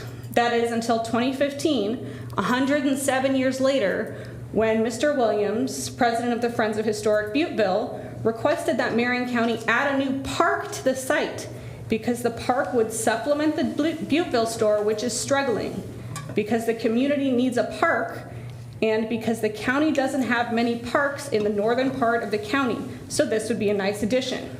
These are all quotes from Mr. Williams, and the sources of those quotes are all in our written submissions. Marion County staff have said that Marion County owns an easement to this over the disputed property. There is zero evidence to support that conclusion. Again, the only document that Marion County relies on is this plat recorded in 1871. At most, this plat demonstrates that the streets would provide adjoining lots access to their properties. There is nothing expressed or implied by this plat that would lead to the conclusion that the disputed property could be used as a recreation site extending into the river. Yeah, Ed, hang on just a second. Commissioner Willis. What's a public right-of-way? So what the county is saying is they have an easement. I just want to know what is, when you're understanding, what's a public right-of-way? If there is a public right-of-way somewhere, what does that mean? A public right-of-way could be a road.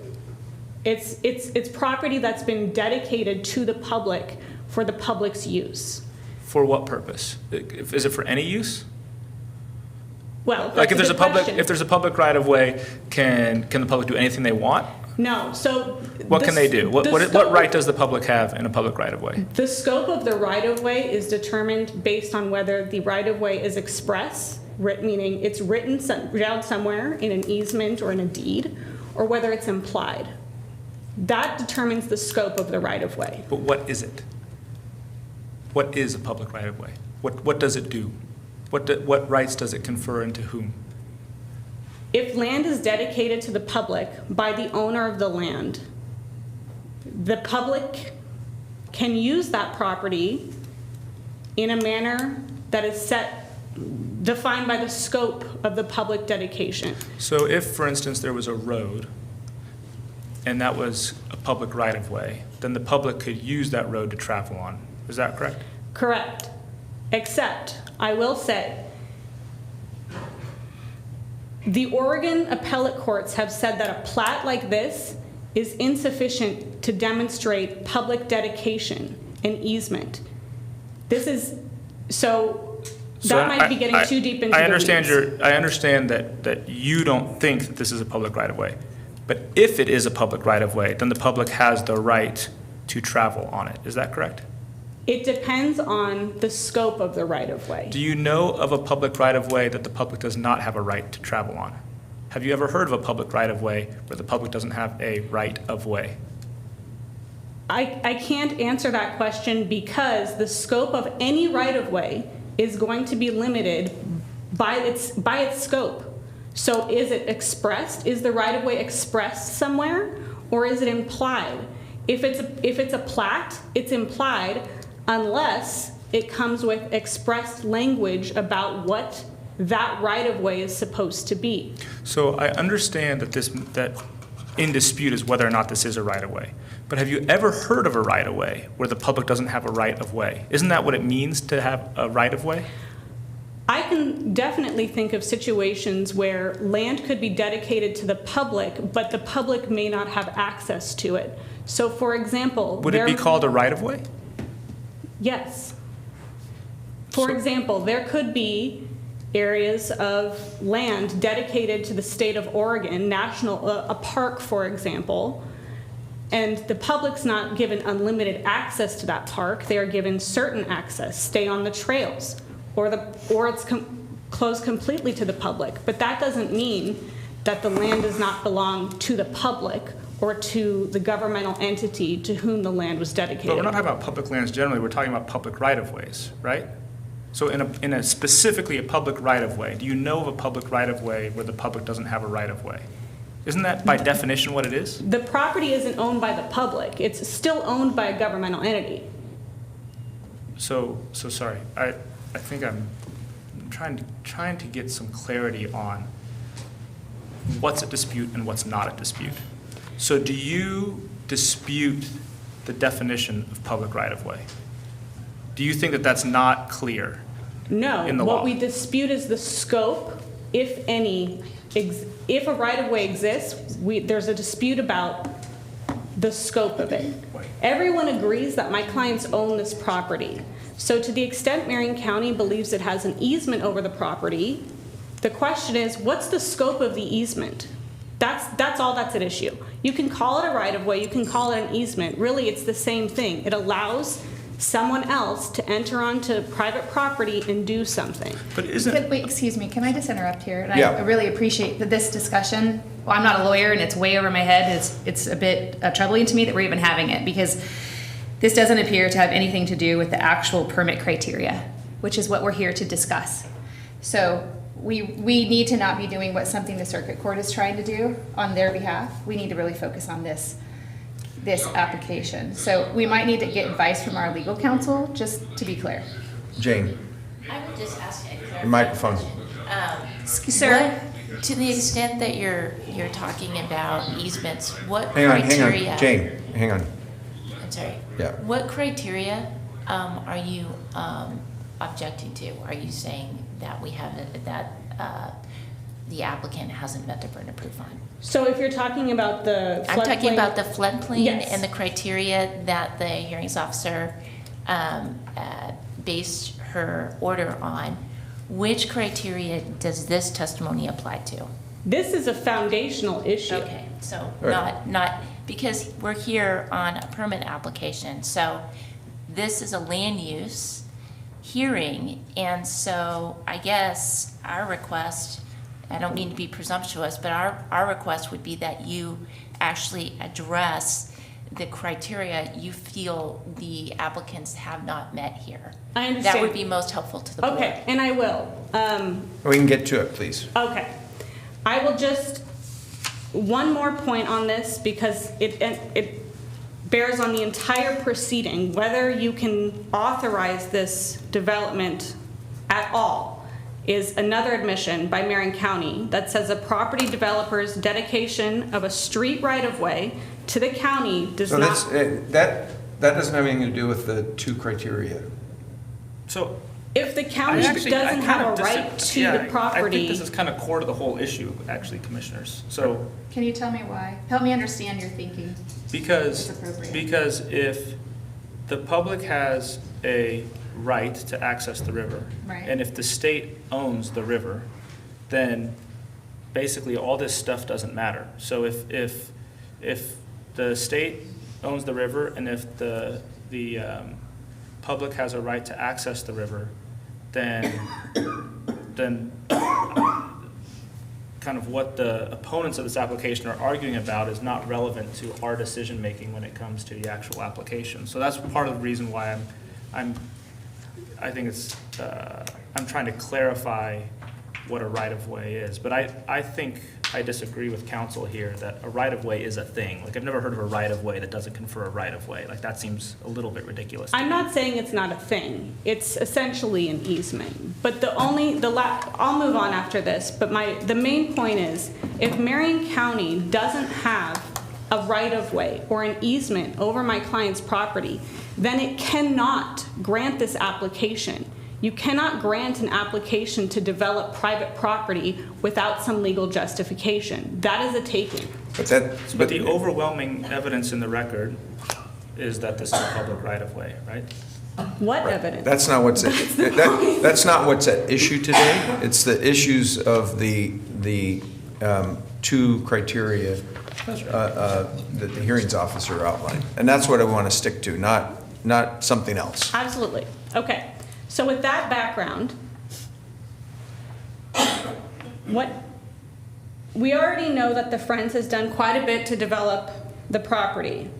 And it may surprise you to learn that the Friends did all of that without ever applying for or receiving a permit from Marion County.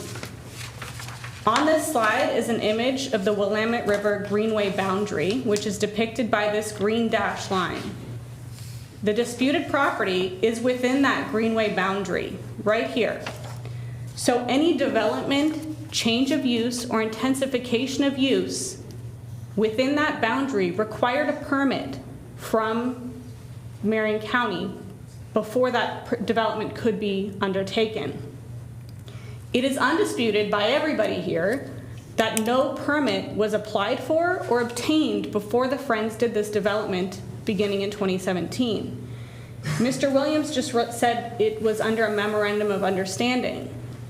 That memorandum of understanding was executed 2 years after this development took place. It also doesn't say... Again, I'm going to just ask you to stick it to the issues that the hearings officer, there's 2 issues. Yes, Commissioner... This isn't one of them. Commissioner Cameron, under Oregon law, you need to consider this project as a unified whole. So we can't just pretend that none of this happened and say the only things we're considering are the gangway and dock. LUBA says you can't do that. Oregon Appellate Court say you can't do that. You can't segment projects to avoid complying with the code. So respectfully, this is very important. But in this instance, the application is for a gangway and a dock, right? Isn't that what the application is? So isn't that what we're considering, whether or not? That's what the application is for. But Correct. what we're telling you is that no permit was ever obtained for the prior work. And the hearings officer said, well, I can't consider that because this is only for the gangway and dock. And what we're telling you, and what we've cited in our submissions, is authorities saying you can't do that. You have to look at the entire project. This was unpermitted work. No one has ever evaluated the legal criteria for the work that was done in 2017. My clients never were given notice or an opportunity to comment or challenge. No one has ever evaluated that work against Marion County's criteria. So we can't just pretend that it never happened and we're only thinking about these 2 additions. That's just not permitted. But I feel like there's a process by which you can challenge that, and that's not this process, right? Like if somebody goes into my backyard and starts building something, right? I go to circuit court and I get an injunction. That's the process, right? That could be one I file process. for trespass and, right? But Marion County Code also says that Marion County cannot grant a permit if land is being used in violation of Marion County Code and other laws. And what we're telling you is that this land it's developed property within a greenway without ever going through a process. And the process that Oregon law, in addition to Marion County, Oregon statutes require is notice and an opportunity to comment to the property owners, my clients. And that's never been provided to them. So I'm going to ask you to go back to the high water mark and the 2 issues that were here. Well, are we going to get there? Like, are you ever Yeah. going to talk about that? Because Right. if not, I don't know why we keep hearing you, unfortunately. I will get there now. Very briefly, because Marion County's comprehensive land use plan is supposed to guide development in Marion County. So this is an overlay for the 2 criteria. You have to consider this. Proposed developments are supposed to align with the comprehensive land use plan. And the plan is supposed to be used before a decision is made to invest or develop property. And the development is supposed to be consistent with the plan. So why does this matter here? This purported historically significant site is actually not mentioned anywhere in Marion County's comprehensive land use plan. It's not identified as an existing public recreation site, an access point, or site for future recreational needs. It's also not identified as a public land with scenic and natural areas, and it's not designated or identified as a historical site in rural Marion County. In addition to not being identified in the plan, the proposed project fails to satisfy the minimum requirements of the plan. And Commissioner Bethel, I know you just earlier you mentioned. Council, again, I'm going to ask you to get to the fact of the 2 issues. I'm answering a question she raised. It'll take 5 seconds. You asked about the minimum 5 acres, Commissioner Bethel. Actually, I asked if this was an application for a park. Correct. To be clear for the record. The plan defines a water-oriented park. But is the application requesting a park, was the question I asked. I don't need you to tell me what something else says. I asked staff for the clarification of an application for a park. So let's stick to the 2 criteria I need you to address. All right. Thank you.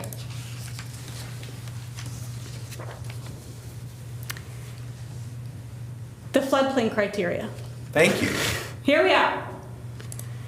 I'm just going to talk about 5 major issues. Again, it's all been developed in our written submissions. The first, we already know, Marion County is not the owner of the property. Our clients are the undisputed fee title owners. 2, Marion County Code 17-178050C. This floodplain criteria says that prior to obtaining a building permit, the owner has to sign and record a declaratory statement in the county records that says that this property is within the floodplain. Owner is defined by Marion County Code. Marion County staff and the hearings officer said that this is inapplicable because the disputed property is in a right-of-way. There is no exception under the code, and they haven't cited any. So there's really no legal or factual basis to conclude that this, provision is inapplicable. The third issue concerns Marion County Code 17-178050 sub G. This criterion basically says that the application shall include certain information about the property and the proposed development. This criterion has not been mentioned or evaluated by the Friends, Marion County, or the hearings officer. The fourth, and I'm going to speak a little bit more about this in detail, but the Friends' proposal to satisfy one of the criteria, the no rise standard, is actually not permitted by its DSL permit. And finally, number 5, the hearings officer concluded that 6 of the 7 criteria were satisfied only because they could be made a condition of approval. So in each of those instances, by saying that the criterion could be made a condition of approval, the hearings officer is saying that the condition was not met. If the condition was met, you wouldn't have to defer till later. Marion County Code 17-178060 sub J is the no rise standard. It says, among other things, that improvements shall not result in any increase in flood levels within the community. You may recall that the Friends' proposal to satisfy this standard is to essentially dig 2 large holes and remove 40 cubic yards of riverbank to compensate for the installation of pilings. The problem is that the Friends doesn't have permission from DSL to actually remove this riverbank from the Willamette River. I'll point you to the DSL application and permit, which is attached to as Exhibit 16 to the Tetoyan Declaration, the first declaration. Without obtaining approval, state law prohibits any removal from waters designated essential salmonid habitat, which includes the Willamette River. Again, we've cited to the applicable provisions in our written submissions. Because the Friends' proposal to satisfy this criterion is unauthorized by DSL, it cannot support a conclusion that this criterion is met.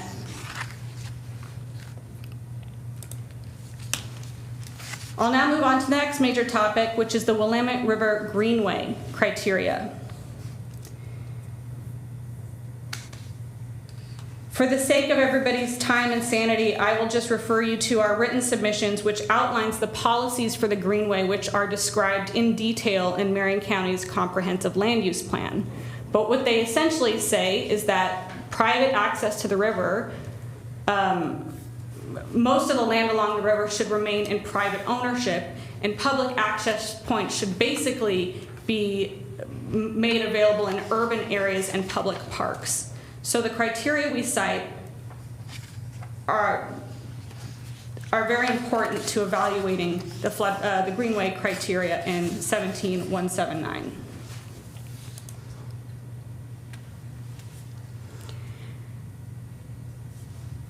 I'm now going to talk about not each of the criteria, just a few of the Greenway criteria that you need to consider.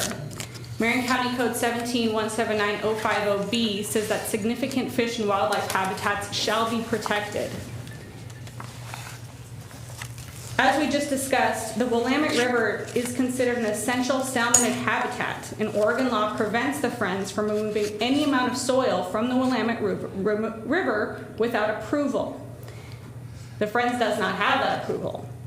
The sole document that the Friends relies on to say that this criterion is met is an email from NOAA Fisheries. We explain in our appeal that this email is ambiguous. We also don't know what plans were presented to NOAA. Certainly, if NOAA had known that the Friends did not have authority from DSL to remove the soil from the Willamette River, it could not have given its blessing for this project. We also explain in our appeal that Oregon Department of Fish and Wildlife have its own guidelines for docks in the Willamette River, which is designed to minimize impacts to fish, wildlife, and habitat resources. The Friends' proposal does not satisfy these guidelines. So under the circumstances, the Friends has failed to satisfy this criterion. I'm going to combine two of the criteria here, subsection C and subsection G of 050, because they concern preserving the natural state of the land, maintaining the scenic quality, and protecting wildlife. So they kind of go together. The hearings officer said that this was met because the gangway and dock and its related structures provide a means for the public to access and experience the river. But that has nothing to do with the stated criterion. As to the actual criterion, the Friends has already destroyed much of the natural and scenic areas when it performed its unpermitted restoration work beginning in 2017. On the left of this slide is a picture of the property before the Friends development, and on the right is a picture taken after the Friends began cutting down all the trees on the property. The record is replete with evidence that these criteria are not satisfied, and the Friends failed to prove otherwise. Marion County Code 17179050D says, among other things, that areas of archaeological significance shall be protected, preserved, restored, and enhanced to the maximum extent possible. The Friends has said that this criterion is satisfied because a cultural survey has been conducted. We actually asked the State Historic Preservation Office for a copy of the cultural survey that the Friends relies on.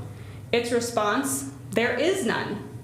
Instead, SHPO said the only document SHPO has concerning this property can't be released because it would reveal the location of protected archaeological resources. So the Friends' statement that SHPO has performed a cultural survey is unsupported by any evidence and is contrary to SHPO's representations when we asked for that survey. We included the full email exchange with SHPO in our latest submission. I believe it's Exhibit 46. So under the circumstances, the Friends has not met its burden to show compliance with the stated criterion. Subsection I says the proposed development, change, or intensification of use must be compatible with existing uses on the site and the surrounding area. Again, the starting point for this analysis is not the present application, because the project must be considered as a unified project with the development beginning in 2017. There can be no reasonable dispute that the very purpose of this project is to increase public use of the property and attract new recreational users to the property. Relatedly, it's important to consider zoning of the area when determining whether the project will be compatible with existing uses. The entire Butteville community is zoned acreage residential, including the disputed property. The sole exception is the Butteville General Store, which is zoned community commercial. Under Marion County Code, parks may only be permitted in acreage residential zoning if they are operated by governmental entities. And Marion County has already disclaimed responsibility for maintaining or operating this site. Because it's not a park. That's not the application. I mean, I appreciate what you keep intending to do here, but the fact is that it's not an application for a park. Whether I agree with any of this or not, I would really appreciate it if you'd stop implying that it's an application for a park. I appreciate that, Commissioner Bethel. I will just point you to all of the quotes in our appeal that say, both from Marion County and the Friends, that it is a park, and we can agree to disagree on that. Great, thank you. Marion County Code 17179050 L, M, and O. Again, I've combined for the sake of efficiency, because they all concern substantial interference with established uses on the adjoining property, maintaining public safety and protection of private property, especially from vandalism and trespass, and considering public access in light of the surrounding area. Again, this is a quiet rural community, and what the Friends has done is draw people to an area which advertises itself as being open 24/7 to do whatever they want, whenever they want. The evidence we've submitted in the record, including the videos, will show you several things. One is that parking is a major issue on the disputed property, especially for my clients, because people are constantly parking in our clients' driveways or blocking the driveways completely. Counsel? Yes. That's not an issue here. Please state to the two issues that. This is a floodplain criteria, and the question. Parking's not it. Floodplain. Okay. The second issue is that my clients have had no choice but to resort to self-help to address the late night visitors to the property. That means that my clients are going out in the middle of the night to confront people who are partying on the property and requesting that they leave.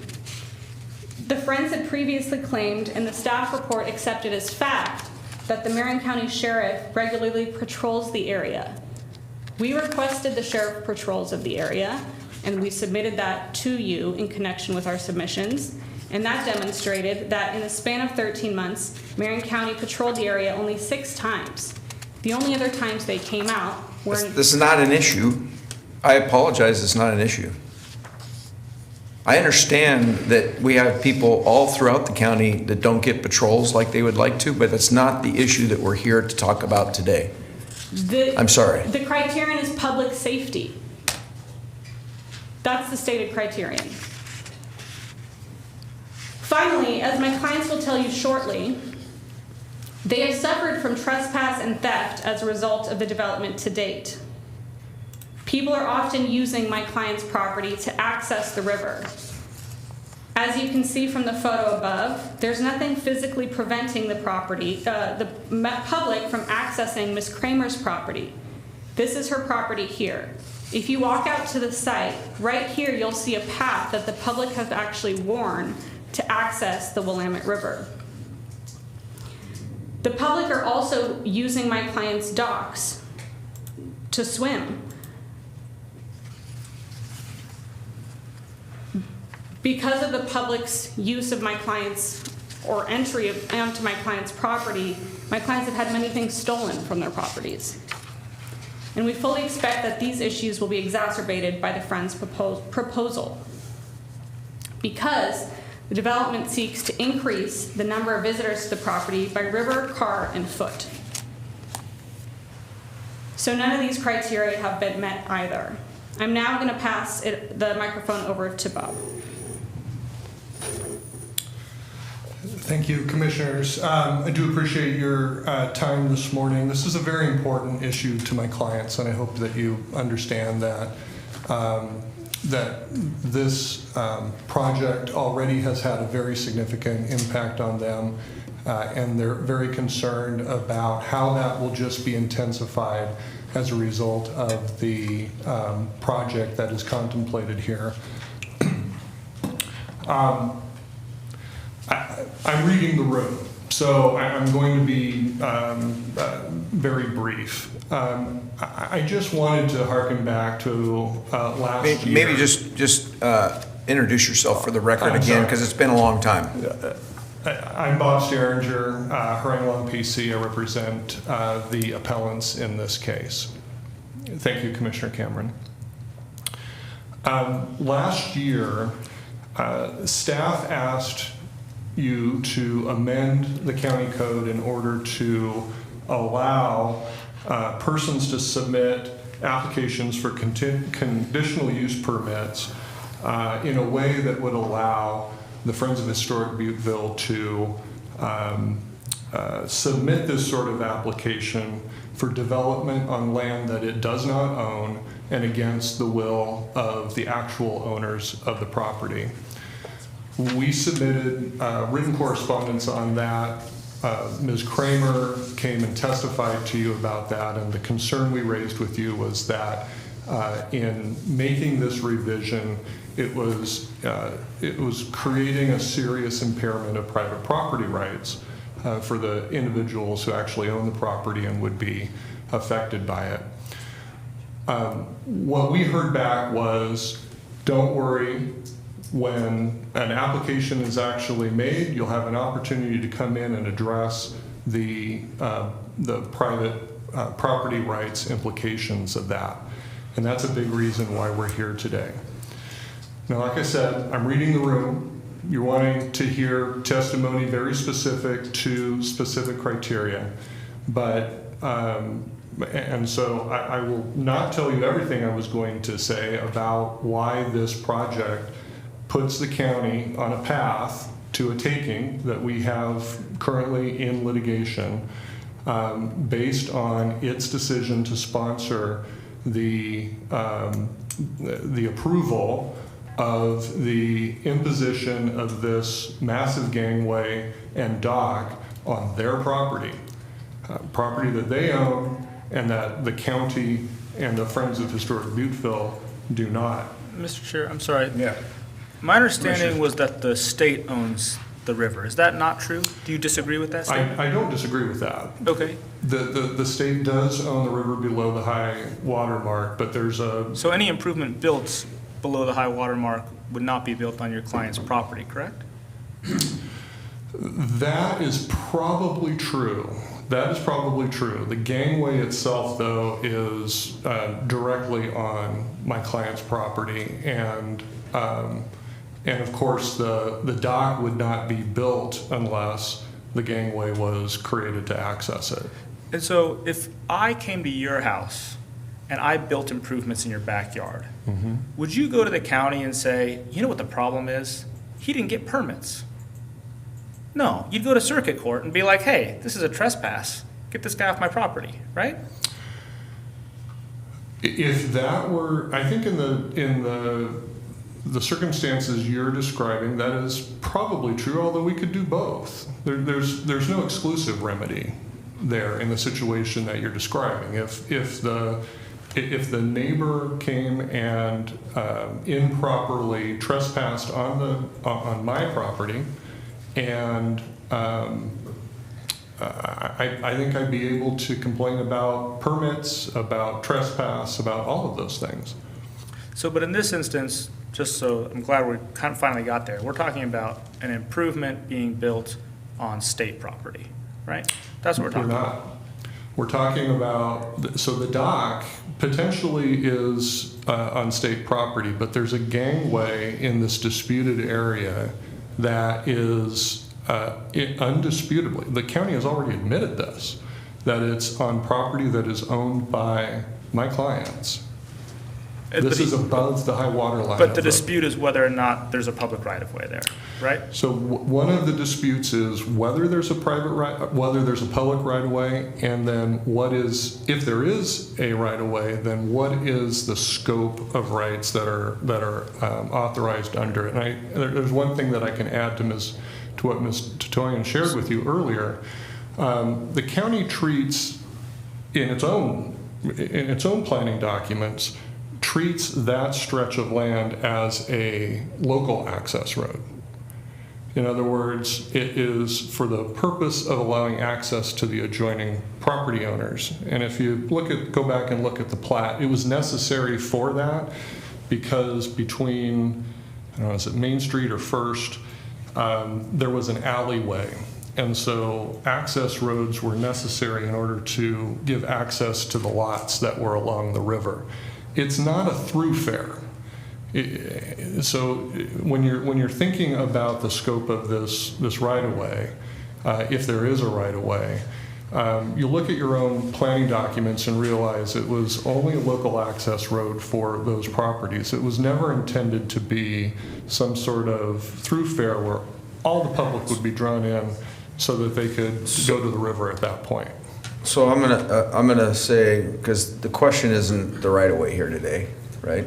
That's, you've proved that. Yeah, I mean, you've said that, he said that. So the question is going back to the permits and the high water level. And I just want to make sure that you've had a chance to, because I know Erica addressed both those. Do you have anything additional to add to that? No, I do not have anything to add specific to the criteria beyond what Mr. Toyman just shared and what we've submitted in our written comments. Appreciate it. Thank you very much. Thank you. And just, that was a long 3 minutes, so I'm going to make sure that the proponents, the applicants have another time to come back, and you will, to take, I guess, your 3 minutes worth. But right now I want to have people that are signed up continue to come up. And the first person in that category is Shay Putman. And if on deck would be Scott Putman. So if you want to come up together, that's great. We take both at a time. So, and welcome. Thank you for coming here today, and make sure you introduce yourself, your name and address for the record. And keep that microphone really close, okay? Okay. Thank you. Good morning, Commissioners. My name is Shayla Putnam, and I'm a fee title owner, and my address is 23727 First Street, Aurora. You'll notice that it doesn't say Butte Lane, it says First Street. We have lived here since 2011, moved out to Butteville for the community to be on the river. Our kids were small, and it was beautiful, and one of the things was keeping the kids out in the country, recreating, swimming, wakeboarding, and all that fun stuff. And I have to say that since 2017, it has, what we've lived through, I can't believe we've been going through this for 5 years, and we're actually sitting here again today. We did file litigation about the right-of-way, and I know you asked about, and I know you're saying that it's not part of the criteria, but when I look at all the criteria, some of them are like the impact that it has on us living right next door to it and what it's done to our lives, and it's been a lot. And you have ample evidence and videos if you want to look at it. But it's intensification of use. To me, it's astounding that we're sitting here 5 years later and we cannot even talk about the things that have been put in since 2017, 2018, because we're just focused on the dock. The issue is they came in and there is a parking lot in a local access road. It is our only access into our house. And it is a Butteville store, I'm sorry, parking lot. And with this dock installation, you saw the picture on there. I don't even know where people are gonna park, where they're gonna go. There are two parks, we're in the community. There's 2 miles away in both directions on Butteville Road. There's French Prairie Oregon State Park with a parking lot, with bathrooms. It's not right next to residences. And then there's huge Shampooey Park, which Oregon State Parks owns the Butteville store. There's marketing for the bikers to come down that trail, park there in that parking lot.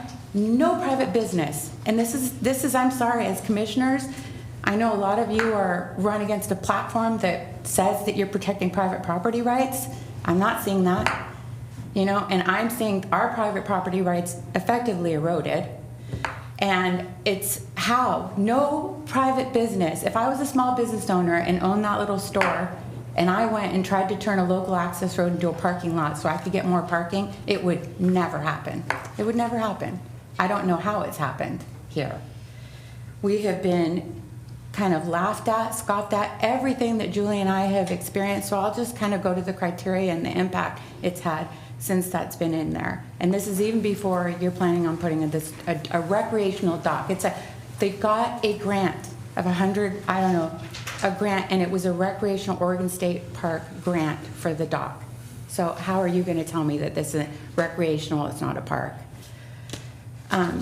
But since that park has been put in the parking lot, we have had, our boys have seen drug activity all hours of the day, all hours of the night. I come out, even during the middle of the day, sometimes you can see sexual activity out there in the park. We're right next door to it. They don't care, it's open. We'll get arguments because the sign says open 24 hours a day, because you know why? It's supposed to be, according to Marion County, a right-of-way roadway. But it's a parking lot where people park to walk down to the park, and so they treat it as that. They come and drink, they do drugs, they come onto our properties. A lot of times they'll come down onto just without the dock there, they'll swim over right in front of the dock, get on our dock, and they'll walk up into our property. We've had theft. You know, I can just say numerous things that have impacted our lives. Blocked driveways, people park in the summer where they're drunk, and they sometimes come over from the store. Some people could be drunk, and they'll walk over and meander, and one lady just walked into our driveway just stumbling. There are times where I am so fearful if he's ever out of town, where I see people come in, drive 2 or 3 in the morning. You can hear them partying. You can hear doors closed. My boys are right there. I am fearful, honestly, genuinely fearful of who's coming in there. Sometimes they're cars, and you go out there and you see them doing drugs. One time I had to come out late at night, and we stopped calling the cops because honestly, we've done it 45 minutes at a minimum. And then even if there's noise or anything, it's like, you guys, and I get it, the budgets are restricted. How are you gonna send cops out for like things like that? But one time it could be just could be the wrong person. It could just be that one time. So this is, when we're talking about intensification of use, I wanna know why. Why when there is access. There is access to the Willamette River. That hasn't stopped. But why the dock? Why the recreational dock right in the middle of our houses when they could go 2 miles down the road and they can go to Shampooey Park? They're gonna say because, it's free access. It's free, that's the benefit. But is it a benefit to us? It's free so anybody can come at 24 hours a day, no protection, nothing. It just doesn't make sense why this has gone on for 5 years at a cost to us where they can just get donations. And we're sitting here fighting. I can tell you I'm not rich, but we have fought so hard to say that this is not right, because and when you talk about a right-of-way, there are rules, and we are fee title owners, and what the right-of-way is a right-of-way. If it is a right-of-way, what does it mean? Is it limited in use? And Ben Williams, in one of his minutes, even stated before, because initially he stated he wanted a park. When he found out through Marion County in one of the minutes that it cannot be a park because it's a roadway, they say, and that's why it's open 24 hours a day. But it's being utilized as a park, and I have ample evidence to show that. So that's why we're here, and I appreciate your time. I really, really hope you hear this. Thank you. Thank Appreciate you being here. Scott. My name's Scott Putnam. This is my lovely wife. Live on 2372 First Street. Now, I'll keep this real short. I know you guys are very focused on the dock, the gangway. And I don't know if you've seen the photos of where the dock will be adjacent to our dock, but it looks about 5 to 10 feet away. I got young boys. I moved into the country to experience freedom. I grew up in between Salem and Silverton. My dad served for Marion County law enforcement. My grandpa was a fire chief here in Salem. I still live in Marion County. I support this county. I support what it's about. Like I said, I moved the kids out there to get away from this shit. And excuse my language. They've seen drugs. They've seen. I've used worse. Don't worry about it. So I apologize. It gets me heated up every 5 years. I will tell you the honest truth. We have a neighbor that moved, sold her place. There's one gentleman here that has been driven this thing since 2017. Her first comment to us is, he gets what he wants, and he will not stop. We are here 5 years later because he has not stopped. He wants to put a dock in. It doesn't affect his life. It doesn't affect his property. It affects ours, and it affects Julie's. I'll give you one story why we don't call the cops. There was a trailer parked in our right-of-way, or whatever you guys want to call it, parking lot. It's a park. They moved out the picnic tables because they're like, oh yeah, it can't be a park. This gentleman, we called the cops on because his trailer was parked there. I knocked on his door, he never answered, never saw the guy. Like Cop a livable comes, trailer, like an RV trailer? like an RV trailer. Okay. 45 minutes, hour later, the Marion County Sheriff shows up. Guess what he tells me? Oh, we know this individual. Don't worry about it. He's never assaulted he's a known meth addict, drug addict. He's never assaulted anyone other than his girlfriends. Don't worry about it. You want to assault a other private citizen. So the cop leaves. Finally, the guy comes back. I see him come back and knock on his trailer again. He leaves because I told him, I was like, look, our property, you need to leave. 2 weeks later, what's he do? Comes back with the girlfriend in the trailer. We're not home. Julie was home. Beats up his girlfriend in the trailer. The cops come because he runs down and hides in our property in the berry bushes. That's one example. We stopped calling because they don't come. You're going to put a dock. I heard the old cliche, I hate to say it, build it, they will come. Build a dock, what's going to come? More shit. Sorry to say it again, but it's true. They're going to come. It's already come in 5 years. It's going to happen again. You're just opening the floodgates. What do you think they're going to do? Who comes at 2 in the morning?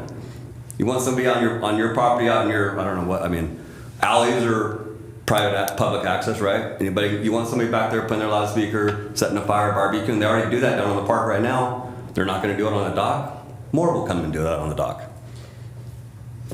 So it's just a matter of time. I'm a law-abiding citizen. I believe in justice. I believe in the bear to arms.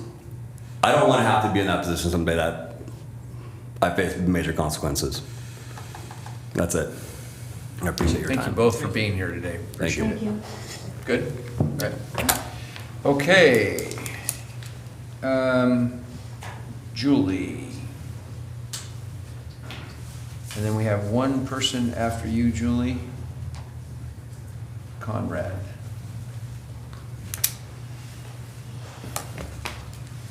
Welcome back. Thank you. It's nice to see you again. Yeah. My name's Julie Kramer. I'm at 23717 what is my address? 23707 First Street Northeast. Sorry about that. I'm not judging you because I can't remember mine either. I'm delirious. I would like to thank you all for accepting our appeal, and we appreciate your willingness to hear us. This has been a long, expensive battle of many years for my neighbors and me, with no end in sight, because as you know, we have a pending Marion County Circuit Court case filed regarding this matter. As I think you all know, I own the William Riley Shire House at the 1890 Queen Anne Victorian, located in Butteville, across from the store. And as you also know, I think, Butteville has a population of only 265, so it's really small. And I've lived here for 25 years now. I'm here today to, as you know, ask you to deny the Friends' application for further development of a property that apparently neither FOHB nor Marion County legally own, which they've acknowledged. They've acknowledged that we're the fee title owners. W.R. Shire was, in case you don't know this, was a successful grain merchant and steamship captain who stored wheat, grain, corn, and hops in large warehouses that he built next to the home. He was also my great-great-grandfather. Unfortunately, he lost his shipping fortune when the railroad became active in 1908 or so. And the home was lost to our family for many years, but I was fortunate to buy it back in 1999. So the home and property mean a lot to me. And he, in addition to the warehouses, he built a commercial ferry dock known as Butte Landing for shipping the grains directly from his home. And it's those remaining concrete remnants within the narrow strip of land that we're the fee title owners of that. And my neighbors, the Putnams, who just spoke, their property is the historic Alexis Aubuchon home was located on their land. So all this land goes way back to the 1800s. And that's the remaining remnants of the ferry landing is where the FOHB is now trying to develop a recreational boat dock and gangway, and the subject of the dispute. So that's just a little bit of history. Due to the park and commercial parking that have already been put in place by the FOHB, I believe they completed that in around 2018, the following problems are now allowed to occur 24 hours a day in our once quiet, safe, and peaceful community. We're experiencing trespassing, theft, vandalism, homeless camping, drug and alcohol abuse. We found discarded IV drug needles, loud fights and altercations, parking problems, accumulation of trash and debris, blockage of access to our homes by store and park visitors, loss of privacy, and loud noise in violation of Marion County Code ordinance on a regular basis.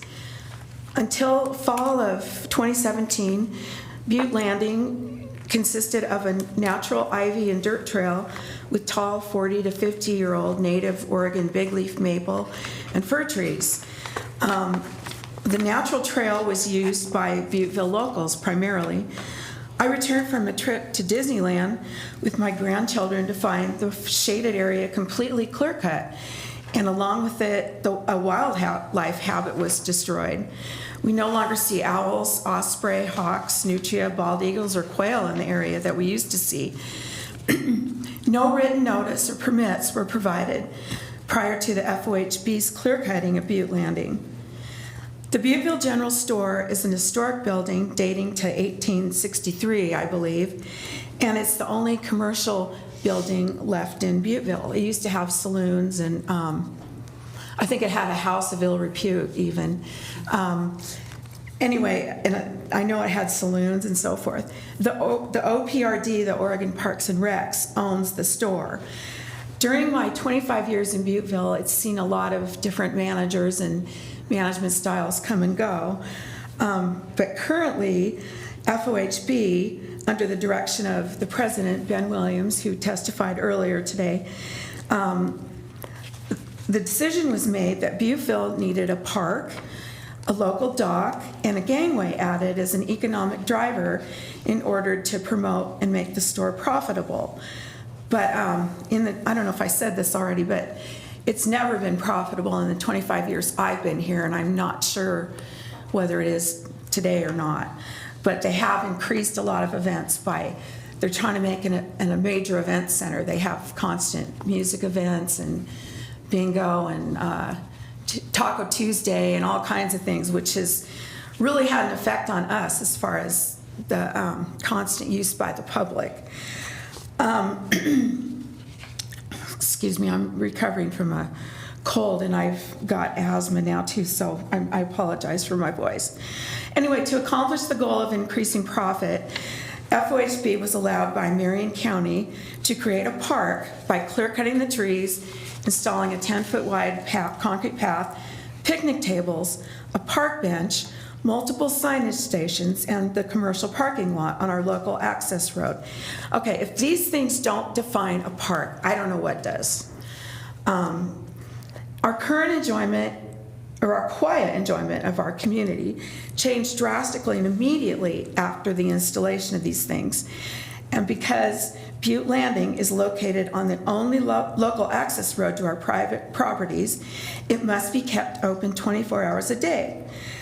And because there's no funding for Marion County for maintenance or security, we're left in the dangerous position of trying to police the area ourselves. Due to the visibility and easy access to our private property by visitors, as well as heavy media promotion by the FOHB, we've had countless incidents of trespassing, threats, vandalism, and theft. Our driveways are frequently blocked by visitors' cars while they're at the store or the park. While distracted parents are drinking wine during events at the store, their small children are sometimes crossing Butteville Road, then wandering around our access road eating ice cream while we're trying to pull in and out of our driveways. Intoxicated guests leaving the store following music events create an additional hazard. And the store even had its own IPA beers created, which kind of causes, and it sounds like a lot of fun, but it makes additional hazard because of the negative impact that intoxicated people wandering around the street and our properties, and then maybe driving if they've had a few too many IPAs. That's kind of a problem for not just us, but hitting the road after drinking a lot. Anyway, and then heavy use of our private access road, for which we're financially responsible to maintain because it's a non-county road, has just created an additional financial burden on us due to the heavy use by the public. And it should be noted, if maybe someone's brought this up, I don't know, but neither Mr. Williams nor any of the FOHB board members actually live close enough to Butte Landing to be adversely impacted by the negative impacts of their actions and decisions.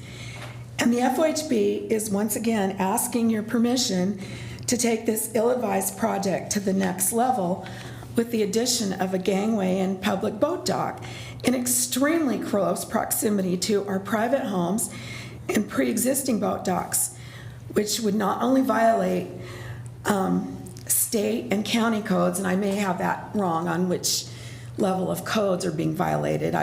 My attorneys did a great job on that, so that's all I'm going to say about that. But it would also be extremely unsafe for many reasons. And you think about intoxicated people. Now, they've had a few at the store. They're going to, oh, great idea, let's go down to the boat dock. So they fall off, they're getting hurt, because use by the public is only going to increase significantly. You know, it's the if you build it, they will come. And so whose liability is this now? We're the fee title owners of the property, but the county allowed FOHB to build this. There's no funding for policing. Whose liability? Who's going to be sued when someone's hurt? A child falls, and already for years since this has been done, the concrete sidewalk is used as a skateboard ramp. Kids come skateboarding down it, and it's fun to fly into the river. Are they going to sue? If they try to sue me, I'm going to direct them to the county and the FOHB for the lawsuit, because it wasn't my idea. I've been fighting this thing for years. So I don't know if the county's thought this through. I haven't heard anything. The Friends are a NGO 501c3 group. Do they have sufficient insurance and funds to handle the lawsuit if someone's injured? Has this been thought through by the county, who seems to give it their full support? I don't know. It's a rhetorical question for you to think about when you make your decision as to whether you're going to greenlight this. Another thing, I don't know if it may have been brought up, I'm not sure, but the FOHB says, oh, there's a huge need in Butteville to have this river access. Really? I strongly disagree. There's already plenty of access for the public to access the river and a boat dock. Nearby, we've got Shampooey Park, Boone's Ferry Marina, and Rogers Landing, all within quick minutes access from Butteville. So, and they say, well, yeah, but that's not free. They might have to pay $3 for parking or whatever. Okay, but you want to provide free access. We're the ones paying the price as the adjacent property owners. It's on our back. And the fact that it's not only free access, but it's open 24 hours a day. So this really puts the burden on us as property owners. Thank you.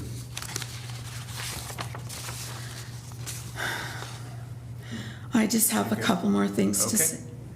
Sorry? That's fine. He thought you were done. Keep going. I thought you were done. Nope, keep talking. Just a couple more things, Commissioner Cameron. I know you're tired of this, and no one's more tired of it than me. No. This is why we're here. Okay.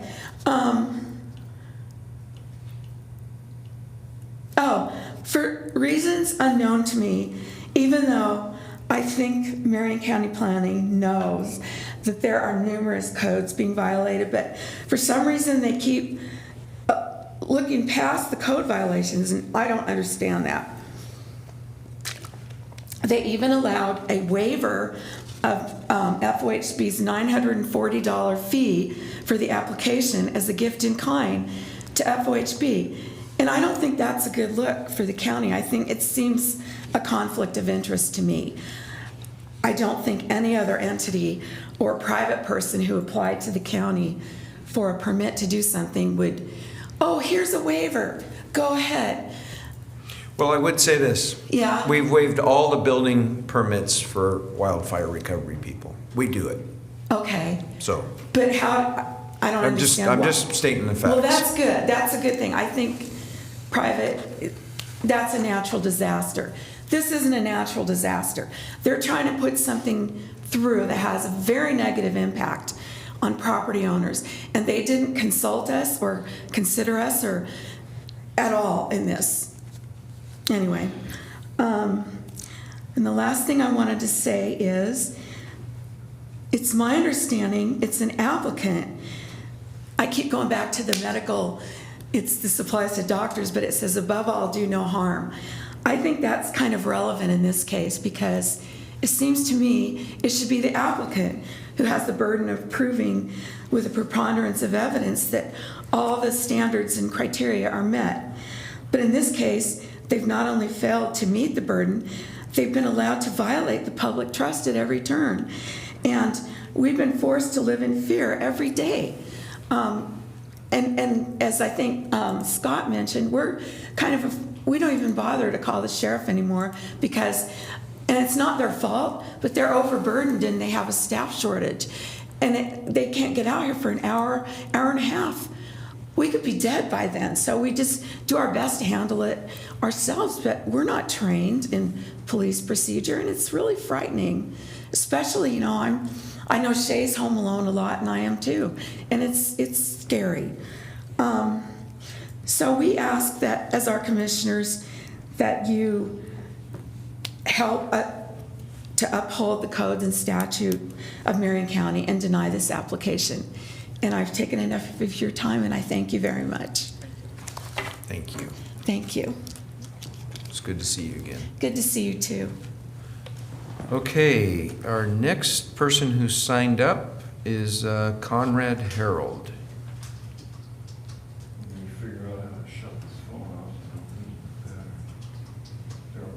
And Conrad, you didn't check whether you were support or opposing, but We need you to come to the come up. I didn't understand the legal terminology. No problem. That's Come up okay. here and introduce yourself. Yeah. Introduce yourself, just your name and address for the record. Okay, I just And just before Mr. Harold introduce yourself, before you do that, I just want to let everybody know that we will, one way or another, be done here at 11:45. Potentially, one of the options is to recess the public hearing and continue, but I do know that we're going to be done at 11:45. Okay? So.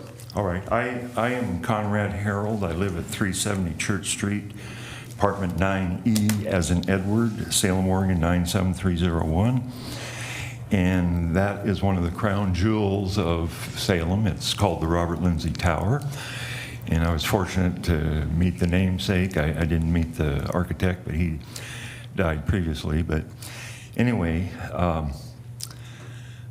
I've been a resident and supposedly a citizen too of Oregon since 1969, with brief employment in Boston and Bend, but Salem's kind of been my home. And two of my children live in, I got to learn how to harump a little better here before I speak. Two of my children live in Oregon. The third one works for Hoffman, the same people doing the work down here, but he's got his own project in Boise, so I think they're still Oregon residents too. But anyway, I was born in Billings, Montana in '52, and in 1974 in Oregon I was born again. And some people I was laying carpet for led me to the Lord, but a few months later I was laying some carpet for some other people named Brentana. And I had a real good time laying carpet there too. I talked to his wife and daughter. I'm assuming that's who it was. But anyway, then I later learned he was like a county commissioner. And another crown jewel that we have here in Marion County is that trash burner up there. I mean, it takes huge volumes of trash. Mr. Harold, can you get to the point of this public hearing? Okay. Maybe for time purposes? Okay, all right. Well, I suppose my credentials are pretty well established, so I'll dispense with that. But anyway, I think there's different degrees of representation in government. I think, first of all, as taxpayers and property owners, that's probably the highest degree of representation. We're talking about tourists, and then we brought up the thing of transient, commonly referred to as homelessness. And the homelessness have their own little droppings that they leave, figuratively and literally. But people are growing weary of the expense of being property owners, and yet they have to defend these rights in legal processes, whereas, pardon me, the transient and the tourist, they don't have to be responsible for that stuff. And I've read the book, The Law by Frederick Bastiat. He was a contemporary of our own Benjamin Franklin. This book, I think, it's in there, I think, 1830. Benjamin Franklin was always much older than him, but he said that God has given us all these wonderful resources, and so if we plant a kernel of corn, we get 10 of them back. That's property. Whoever grew it, they can sell it. They make an economic exchange, and then that's their property. And then that money is the seller's property. And so, but the big point of this book, one of the big points, is that he says that property is an extension of the human being. And not only is it just something that's been determined legally. So, Mr. Harold, I don't think we disagree with what you're saying. Can you just get to the issue of this particular case that's before us today? And it's regard, there's two issues. It's on the floodplain and the dock permit. Right, but the decisions this legal body is going to be making is going to create situations that are not favorable to these property owners. And I'll close here with a little illustration. The British have a term, it's called jolly tiddies. Okay, now I mentioned that with D's and not T's, okay? If I said it with the T's, it would be vulgar, but I said it with the D's. And jolly tiddies is a game that the Americans call tiddlywinks. And the mishmash of stuff going on here, to me, it seems like it's been tiddlywinks. And the issue is, are we going to protect the constitutional and God-given inalienable rights of property taxpayers? Property owners and taxpayers. Anyway, I love Marion County. About 2 years ago, it finally dawned on me, Oregon's my home. I was born in Montana, but Oregon's my home, and I love it. And I love America, too. And thank you. I appreciate the beautiful architecture. I was late because I went to the other building out there on Silverton Road, and their architecture is nice, too. And I appreciate Marion County. Mr. Harold, thank you for your testimony today. Appreciate it. Okay. So for the last, we've got 15 minutes left. I'm going to go back to the proponents, and if you want to come back up and. Are you letting them speak for 15 minutes? Well, I'm not going to speak. I'm not going to speak for 15 no, minutes. I take as much time as you need, okay? That's what pretty much we did. All right. So, again, for the record, Jamie Housley, attorney for Friends of Historic Butteville. I'm just going to keep my comments really brief. I think that our letter speaks a lot to sort of the wandering presentation that we saw earlier, which I do think sort of went out of the scope and ambit of what we're here to discuss, which is the Greenway. If I may, and floodplain. what letter Commissioner. are you referencing? And for the record, the information that you provided today, was it provided before the time period? No, of we record? provided it today. Okay. During the public hearing. So you're talking about a different letter or this letter This that I letter haven't been today. able to read? Yeah. Okay. And it has legal argument on it. Again, I appreciate the chair and the commission trying to refine the presentation really to the matter at hand, which is the floodplain and greenway permit, because a lot of the discussion today was really outside of the ambit of that and really not relevant to what was at issue in front of the hearings officer. So with that, we would request that the board hold the record open to allow us to respond to the presentation brought forward by the appellants today. And we would go from there unless there's any questions you've got. I have some questions for staff after. Okay. I don't have any questions for the applicants. Okay, good. We're going to go to staff. Okay, Yeah. thank you. Thank you. Brandon, there's been a lot of conversation about a local access road. Would you speak up? There's been a lot of conversation about a local access road and public right-of-way. Can you just, what rights do people have to a local access road or public right-of-way? Like, what are these things? Because I think there seems to be a lot of confusion about what a local access road or what a public right-of-way is. That's outside my expertise as a land use planner. That's part of the transportation. I think the rights to an easement and a right-of-way, I think legal can speak to that. I mean, to the very basic point, it would just be egress and ingress regarding the access to the road. I mean, that's the very basic concept I would have for it. And does, if that right-of-way is blocked in some way, does the public have the right to remove the blockage so that they can use that access?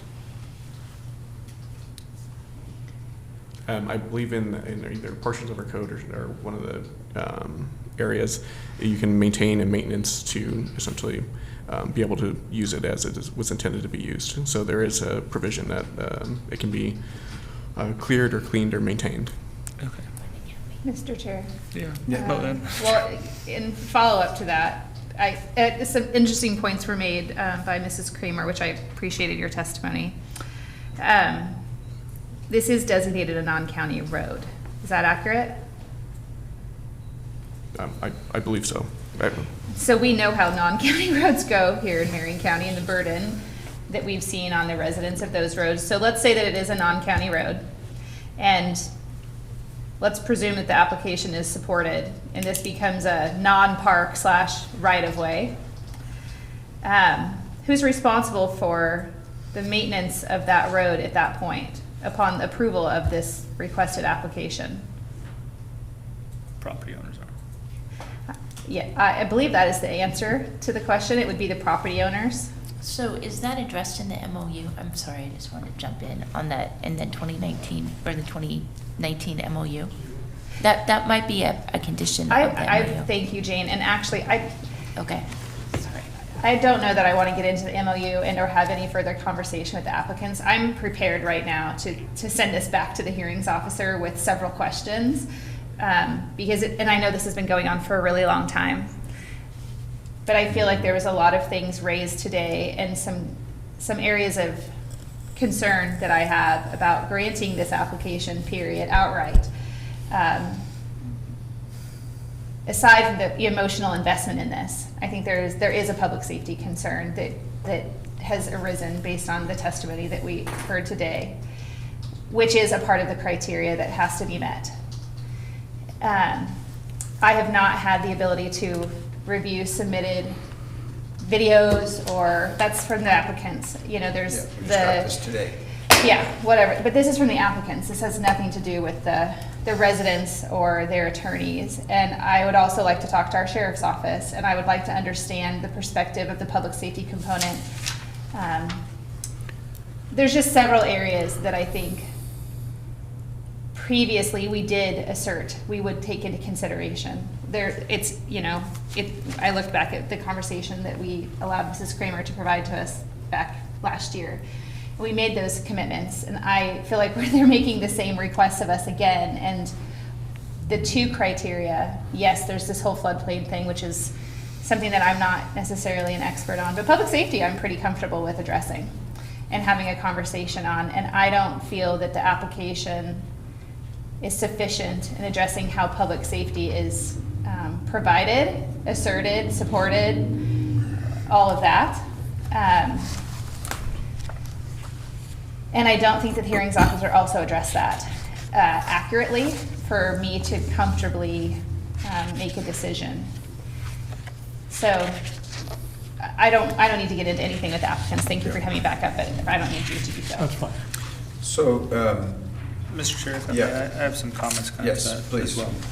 So I was also very much affected by the opponent's testimony. But I think I need to sort of, and I think we need to separate out a few different things because I think a lot of it got lumped together. Mhm. So I think some of the testimony, the question is whether permitting the dock will increase or have an effect on public safety, right? And I think one of the things that I heard today was that they already have public safety issues there now. Right. So a lot of the conversation was around the public safety issues that are there now. The way that I think about that is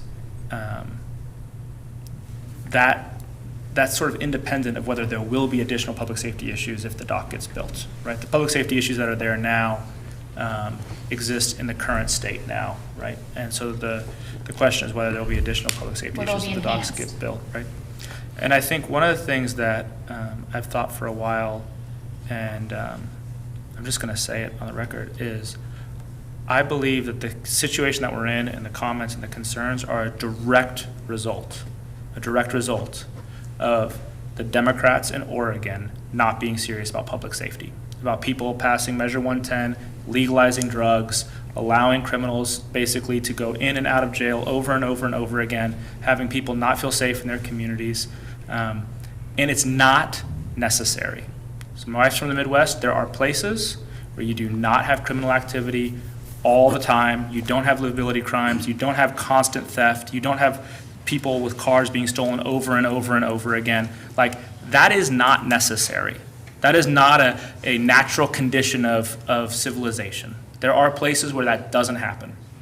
And if we were to have places like that, I think there would be much less concern about parks, right? And this is one of my frustrations, and the reason why I was so vocal about it and people criticized me for being against unregulated homeless camping in parks.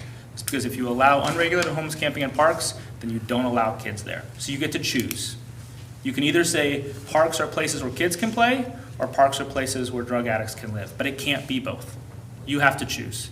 And so I think this is something that is a bigger issue, and I understand what we're doing here, but I think one of my concerns is I live in Staten, I have a bunch of kids, I'm also worried about my wife being home alone. I have people, or I had, luckily they went to prison, I had people selling meth on my street, I had an alley behind my house, like we all live in the same thing, right? So I think one of the things that is also important is I can't prevent people from using the streets next to my house. I can't prevent people from going to parks near my house. And I don't want to live in a place where we don't have streets and we don't have parks and we don't have public access. I don't want to live in that place. I want to live in a place where we have those things, and I'm not worried about it because I don't have people who abuse their girlfriends in a trailer next to my house. And that's not necessary. We don't have to live in a place where we have the kind of crime that we're seeing on a daily basis in our community. So I'm not sure what I'm going to do on this, but I think, the reality is there's a bunch of stuff that got mixed up here. And the public safety issues are here. They're here because the state has failed at public safety. Yeah, and the but leaders of the state have failed. It is our at job public today, though, to decide what accountability looks like in this particular decision, because one of the criteria has to do with the interference with the adjacent lands and public safety. Those comments on the record today were declared by the residents who live literally on this. We've all seen it. We know what it is. And respectfully, we denied a placement of a park on an old landfill in a rural area because the neighbors they brought forward their complaints of safety for their rural community, which is very similar to what this is. Staten has a different environment of support of public safety than the previous McClay sighting and this Butteville/Aurora space for population and public safety. I think that we've made consistent decisions along the way to really err on the side of caution for public safety. And I currently do not see how public safety is being emphasized in a way by the applicants, period. It's not even their responsibility. It's not.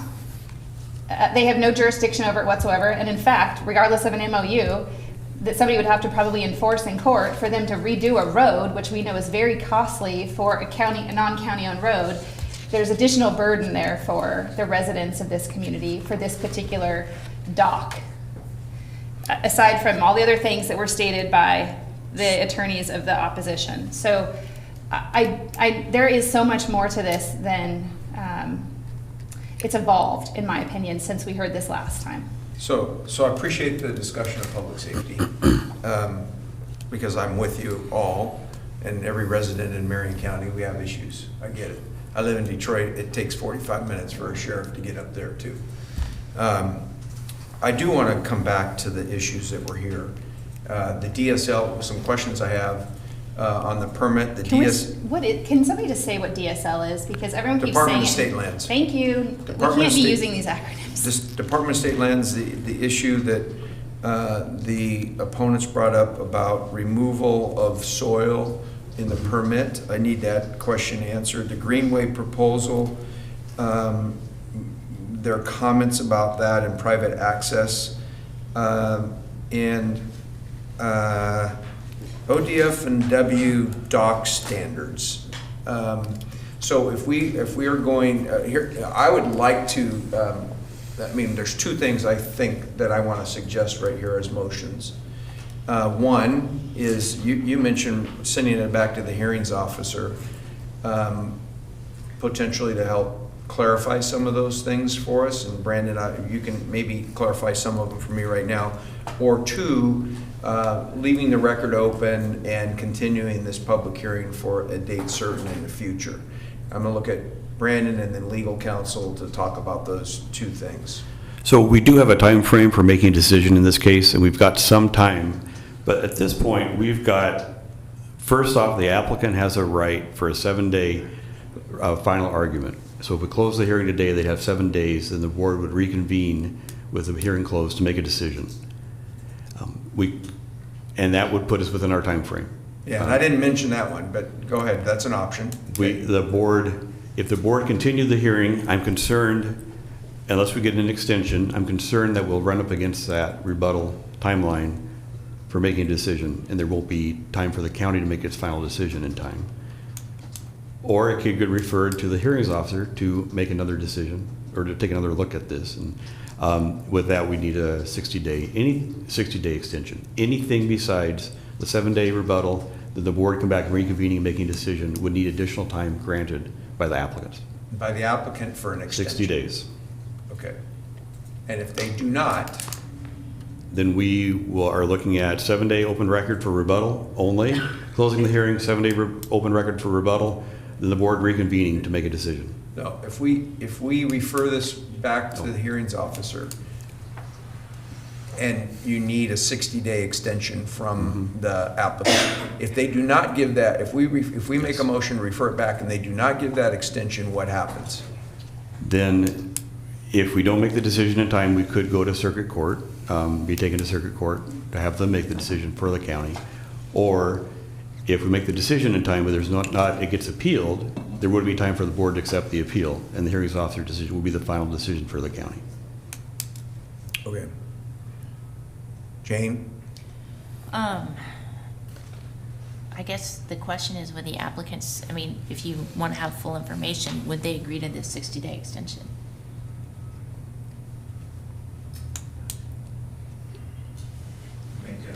Yes.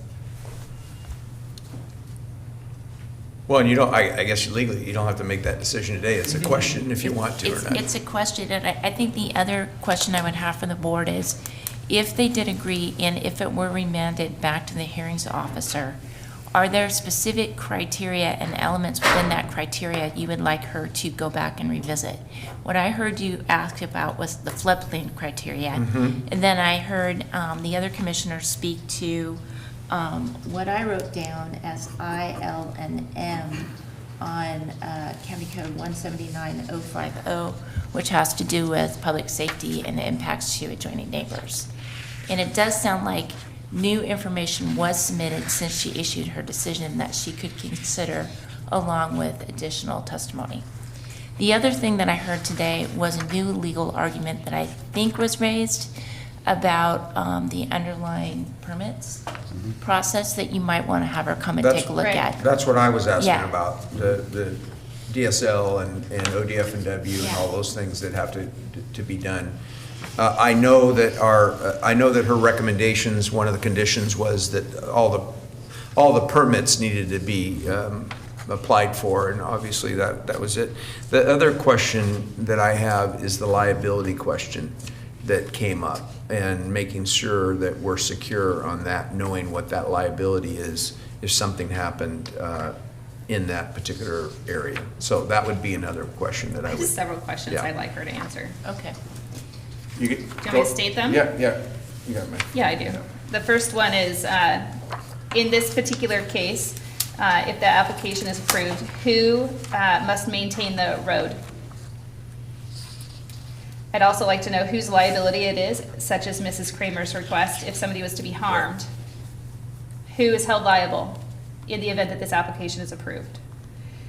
And then I would like for her to specifically look at the development criteria and the interference with the adjacent lands and public safety, and design something that helps me understand what public safety looks like in this environment, and who's responsible for any harm that comes from any interference. The only thing I might say is that the hearings officer is looking at this from a land use perspective.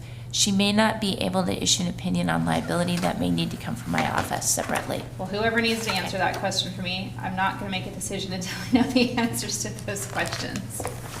And staff, if you'd like, I can update my staff report to provide some thoughts on these two.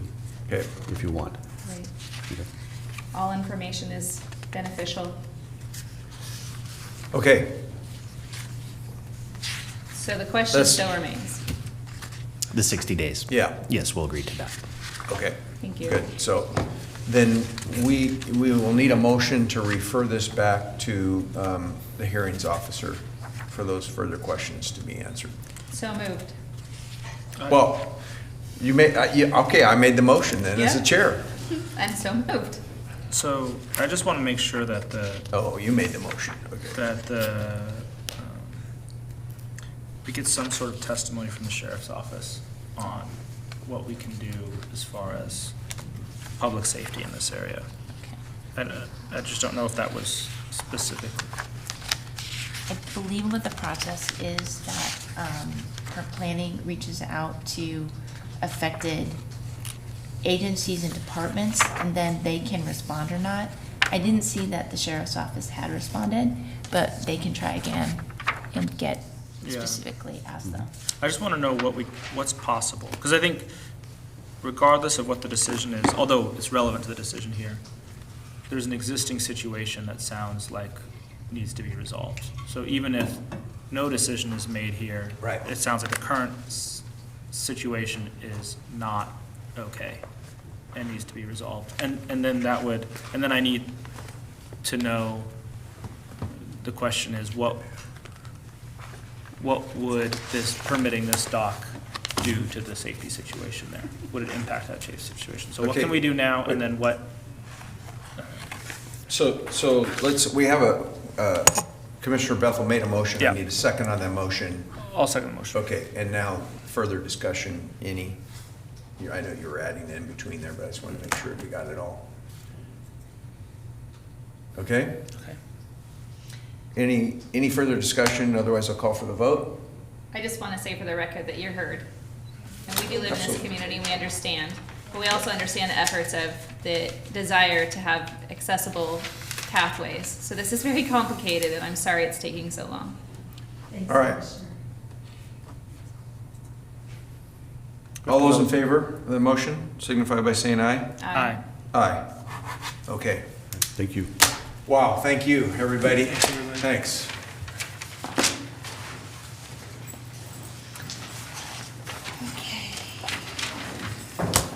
Is this your stuff or my stuff? Can you close the public hearing? Oh, yeah. Close the public hearing and, we referred it to here. We already did that. We referred it to the hearings officer. So I close the public hearing. Thank you. Do you have anything Now else you in can this adjourn the meeting, or should we meeting. adjourn the meeting? I guess I should have closed the public hearing and then taken that action. Do you want to Yeah. adjourn the meeting? Well, we will adjourn the regular board meeting. Thank you. See how complicated this job is? Makes it happen. Thank you. Okay. All righty. That was it.